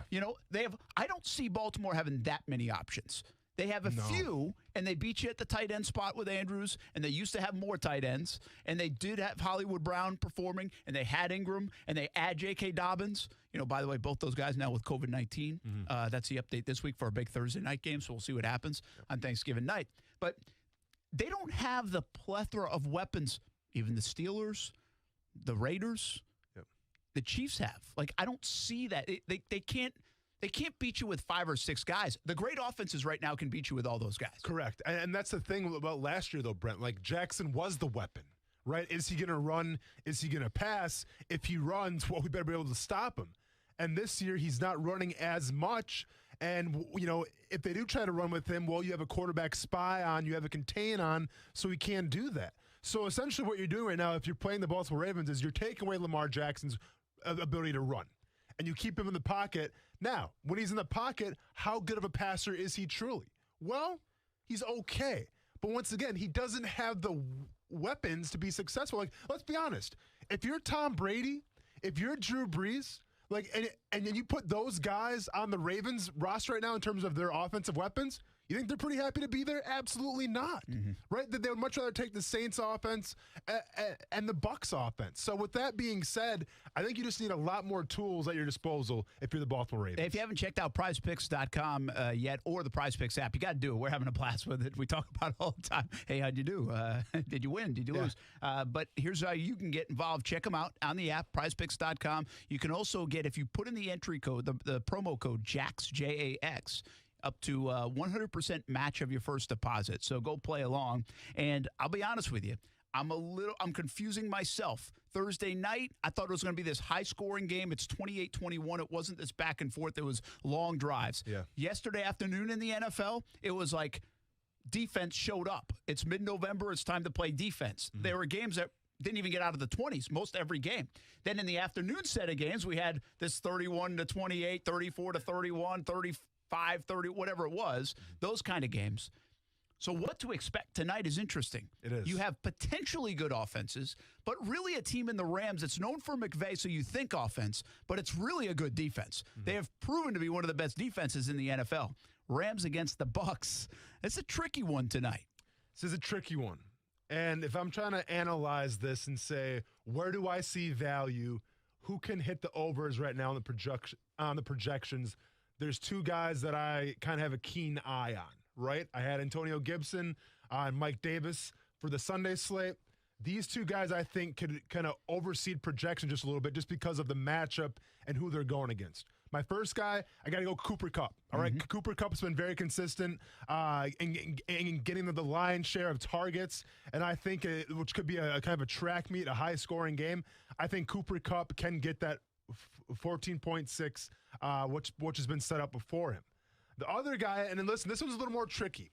Right, because I could say Mike Evans, but Jalen Ramsey says, "What's up?" You think you'll travel with him? I was wondering about that because you could go with Godwin as well.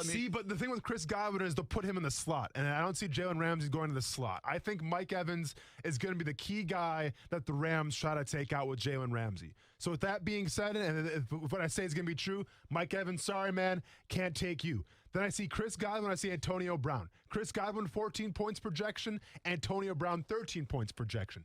It's pretty comparable. Go ahead and give me the guy that's been in the offense a little more. Go ahead and give me the guy that can go out of the slot, can be a home run threat in Chris Godwin. So I'm taking Chris Godwin with over, and I'm taking Cooper Kupp with over. Interesting. And I actually think on a lot of these, I think Gronk gets a little too much love because of his name. His game is not where his name is. Yeah. And he's got like 9.4. If you're thinking about an under, the under's kind of fun sometimes because you're winning most of the way until they eclipse it. Yeah, it's a good point. From a psyche standpoint, you see green. Because you're in the green. Absolutely. I've been there. I've been there. Anyway, here's how Prize Picks works. Check it out, prizepicks.com, Prize Picks app, and 2 or 3 or 4 players you can pick. The over-unders. It's as simple as that. Daily Fantasy Simplified. You got to check it out. We're having a lot of fun with it. We'll play along tonight as well. Tell you how we did through the rest of the week. I want to take a break. I promise you. We got Give Me One Thing. Yep. And I do want to ask you about this one coach. Does it make sense for the Jacksonville Jaguars? That is on the way right here on ESPN 690. Once again, a reminder, if you use prizepicks.com, which we hope you do, make sure you put in that JAX promo code, JAX, and you can get a 100% match on your first deposit up to $100 for all your entries. Coming up on Monday Night Football. Nothing is certain except death and taxes. And your appliance is breaking down as soon as they're out of warranty. At Atlantic Coast Appliance, we can't help with the first two, but we've got the third one covered. Our factory-trained and certified technicians have been repairing appliances for more than 35 years, with a 90-day warranty on parts and labor and a 100% satisfaction guarantee. For quality repair at a price that's fair, trust Atlantic Coast Appliance. AtlanticCoastAppliance.com. That's AtlanticCoastAppliance.com. Now this is a stimulus package. You could be driving away in a new Ford F-150 or a Lincoln Aviator from Bozard Ford Lincoln. Watch for the word of the day between 6:30 and 7 during Action News Jacks this morning. Text 46757 and you could qualify to win. Plus, every day we're giving away 2 $100 gift cards to the new Ford's Garage restaurant, located outside Bozard's new Lincoln showroom. The Drive and Dine Giveaway. Weekday mornings on Action News Jacks. Home Builders Institute is a national leader for career training in the building industry and provides students the skills and experience they need for successful careers. HBI training programs are taught in local communities across the country to youth, veterans, displaced workers, and other underserved populations. These programs do more than just provide job skills. They also build character and self-esteem, helping to provide students with the skills they need to succeed on the job and in life. Learn more at hbi.org.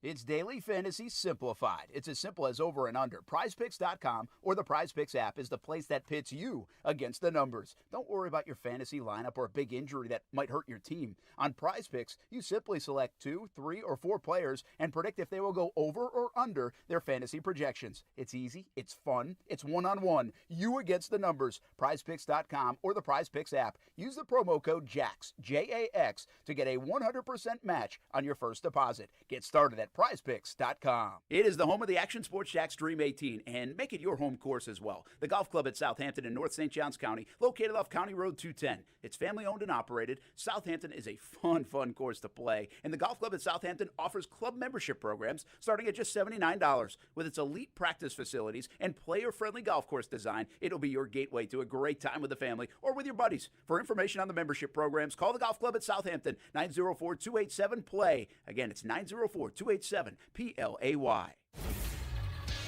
ESPN 690 Sports Center Update. Happy Monday. I'm Jake Mitchell. After a fully stocked football Sunday, the Jags tied a franchise record, but it's not the kind you want to tie. Jags have lost 9 straight games for the second time in franchise history after being dominated by the undefeated Pittsburgh Steelers. Rookie Jake Luton struggled as he threw for only 151 yards, but additionally threw 4 picks. Here's head coach Doug Marrone with his thoughts on the season. At the end of the day, I'm going to have to look in the mirror and say, okay, have I done everything I possibly can?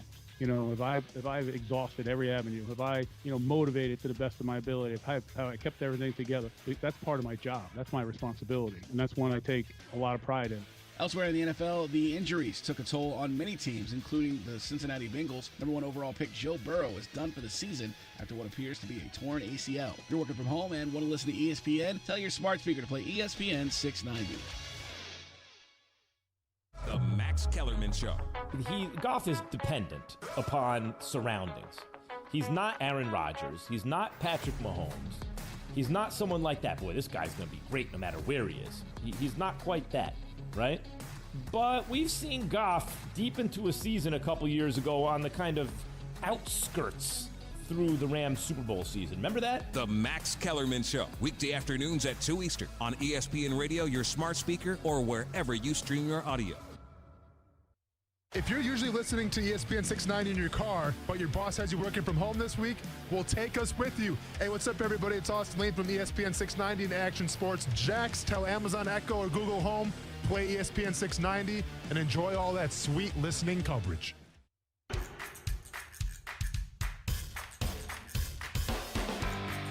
We think about that every day. We got to get one. You don't want to go on 16, and especially, like I'm saying, especially this might be my last year. I can't go out like that, So we just going to keep working as a team, and hopefully we can just try to get one, man. And I can't wait till we get it. I'll be so happy. But, if it is my last year, I can't say I'm going out on 16, You know what that is? Yep. Go ahead. He sounds pretty, he sounds young for in this microphone, like in this, in my earbuds, I guess I would say, in my headphones. Frank Gore. Yes. Yeah. We're rooting for you, Frank Gore. Yeah. Yep. Did you see his son, by the way? Yeah, who's he playing for? Southern Miss. Southern Miss. Yeah. Yeah. Not bad. He had a good game. I don't know if they even won or not. I It's just saw interesting, all the highlights. Jimmy Smith's kids playing, you got all these guys. Their Has kids there ever playing. been a father and son I was just about to ask that. in the NFL? Well, Deion's kids are playing now, too. Like, at the same time. I'm saying the same time. Same team. Obviously, had baseball with the Griffeys. Yeah. I don't know that answer. I would suggest no. Yeah. I wonder if Frank Gore tries to hang on then. Well, how old is this kid? What year? Southern Miss? That I'm not sure. I can look that up. And is he good enough to make it to the NFL? The highlights that I saw, he was running pretty hard. Isn't that why a lot of people think LeBron's hanging on? They think Correct. his son is, he's trying to get to play with his son. But is like once the next again, goal. in no respect to that, that'd be awesome too. But like that's basketball. Like if this happened in football, you know how crazy that would be. That's a good point. Especially Yeah. at the running back position. Thank you, Kuz. You know what you're talking about. Yeah. You By got the way, it. did you see LeBron again? I Yeah. tagged you on a couple of tweets. Yeah, you tagged me. Listen, did you see LeBron again? I'm not going to address it. All right. Anytime you tag me and LeBron James giving props to somebody, I'm not going to address it. I know, but I'm just telling you. Like, I want this. I want everybody to know. Like, I like LeBron. Like, I'm a LeBron fan. Yeah. But this is getting out of control What do with you mean LeBron. it's getting out of control? Derrick The Henry guy's getting scores in props. overtime. Hey, King Henry, I see you. It was a nice run. It was a good play. Who else did I tag? Who else was it? I don't know. Now Justin Fields was fine. He gave It like was, Ohio State love, I think. It was somebody with the Browns too. I think was it Chubb or Kareem Hunt? Well, I don't know. Brent. It was something Saturday. Oh, it was Ohio State. It was Ohio State. That's what it was. But that was okay because he That's is a probably why, Buckeye yeah. fan. Like he's a Buckeye fan though. That one's okay. The guy can't spread. Coming from Mr. Sunshine and Mr. Rainbows over here. I just feel like he's the guy front can't running. be happy. How is he front running? He's front running. I told you, if I have my best show I've ever had, I guarantee you LeBron James would tweet me today. Well, I guess it wasn't the best show then, because No, we're still it's waiting still on that waiting tweet. on that. I hope he can do a good show so we get some If I went props. viral today for some reason for a good thing, I guarantee you LeBron would be retweeting me, What which I appreciate. do you have against him now? I don't understand this. I don't understand this. Let the guy be, Brent. He's retweeting everybody. Tweeting at everybody Would you that does rather well. have him just tweet about himself and with his shirt off the mirror and just that basic generic pro athlete stuff? Nah, maybe just J.R. Smith. But Yeah. I think maybe it'd be better if he tweet other people that need to be lifted up. instead of people that are already on top. Like who? I don't know. Like us. We Jags fans The suck. Jags. So, I mean, Jags fans suck. Sorry, Jags fans. I mean, Jags suck. Everybody wants a handout, Coos. Everybody wants a handout. Hey, LeBron, can you tweet the Jags and say, hey, we feel for you? Everybody wants a before. handout, I'm a Browns man. fan. I've been there before. Everybody wants a handout. Oh, like he's such in Browns land right now. Like it's so good there. Go to the playoffs and win a game first. All right, give me one thing. What you got? One thing. I wish you would calm down about LeBron James. That's I'm just my telling, one thing. like, I've noticed it, and I'm a fan. I'm not even a LeBron hater at all. I love LeBron. Yeah. In a lot of ways, but he's got to stop front running right now on social media. Yeah. Okay. My one thing, it's this week you're going to see a lot of crazy hype. You're probably going to see a lot of crazy quotes. You have the Mike Tyson, Roy Jones Jr. fight taking place, I believe, this Saturday. And if you've been following the betting lines at all, if you've been following the odds, if you've been following the comments going back and forth, I'll be honest, Brent, I have no idea what's going on in this fight because by my understanding, it was supposed to be they're wearing a headgear, bigger gloves, and it was supposed to just kind of be like a thing for charity. No one's going to get knocked out. Well, then Mike Tyson said, no, I'm knocking this guy out. And then all of a sudden, now it's a real fight. And then the fight's off, and now it's like an exhibition match. And then it's back to a real fight. I don't know what's going to happen with this fight. I'm not going to put any money on it, and I may not even watch it live just because I don't want to see, like, listen. You're afraid of what you're going to see. It's like a horror movie. Exactly. Because let's be honest. With Mike Tyson, Roy Jones Jr., what do you want to see? You want to see them go all out 100%, and let's see who the better fighter is, right? That's what you want to see. You don't want to see a practice round with guys wearing headgear. Like, you don't want to see that, Brent, do you? I don't want to see that. No. So I'm just curious to see where this is going to go. Yeah. Yeah. Hey, here's my one thing. Did you see the fight in Reese Davis's? Yeah, I did. Of course, it was against your Wisconsin. I mean, is that why you're bringing that up? No, it's not really. Is that not the one thing? That is one thing. Is that your one thing, though? The fight in Reese Davis thing was classic. Listen, you get one thing. Yeah, it is my one thing. So this is your one thing. Yeah. Okay. But it's also no more things. This is the one thing. That's my one thing. And you blew it. That's my one thing. Because you tried to get cocky with the Badgers, didn't you? It had nothing to do with the Badgers. I just think it was kind of a fun thing. It's cool. Go back and look cool. at Northwestern's feed, Yeah. and they documented the whole week on it. Oh, I didn't see that part. It was pretty good. Like, they were talking about it in practice the whole time. Yeah. Like, they picked up a theme. Okay, so I really did give me one thing because I thought that was kind of fun. Yeah. But I wanted to segue into Pat Fitzgerald as the Jaguars coach. Would you sign off on it or be like, ugh? The reason why I'm laughing is because Pat Fitzgerald reminds me of one of my really good friends from back home who coaches high school football. Like, talks just like him, looks just like him. Would I like it? I mean, I wouldn't mind it, Brent, I guess at the end of the day, because he's a culture builder, I feel like. He's a high energy guy. So to answer the question, I love it. Yeah, I like Pat Fitzgerald. Here's the thing about the Pat Fitzgerald. Like, I feel like we'd be playing 20 to 16 games all the time. Oh, I love running the football and playing good defense. Oh. But there's two things. Chills. There's two things I'm after for the Jags. What? One is a culture Here we builder. go. Yeah, which he is. And he'd be a great coach. You would know what you were expecting. Yeah. There'd be a standard. I think he'd be very good. Yeah. I need also that forward thinking. You got to score 50 points a game because this is what I'm accustomed to now, and I have very rich taste because I'm Brent Martineau. Yeah, I just don't know. I don't know how that would make me feel. This year is not the real year of football, okay? So get that out of your mind right now. We're going back to the dark ages. Local loud. Running the football Coming and up playing defense. Next. I'm 10 trying to points a get us game. off, Coos. I can't wait. Live local loud. Turn that music Coming up off. next. We're not done yet. Run the football and stop the run. Why call a professional if you're only going to get a half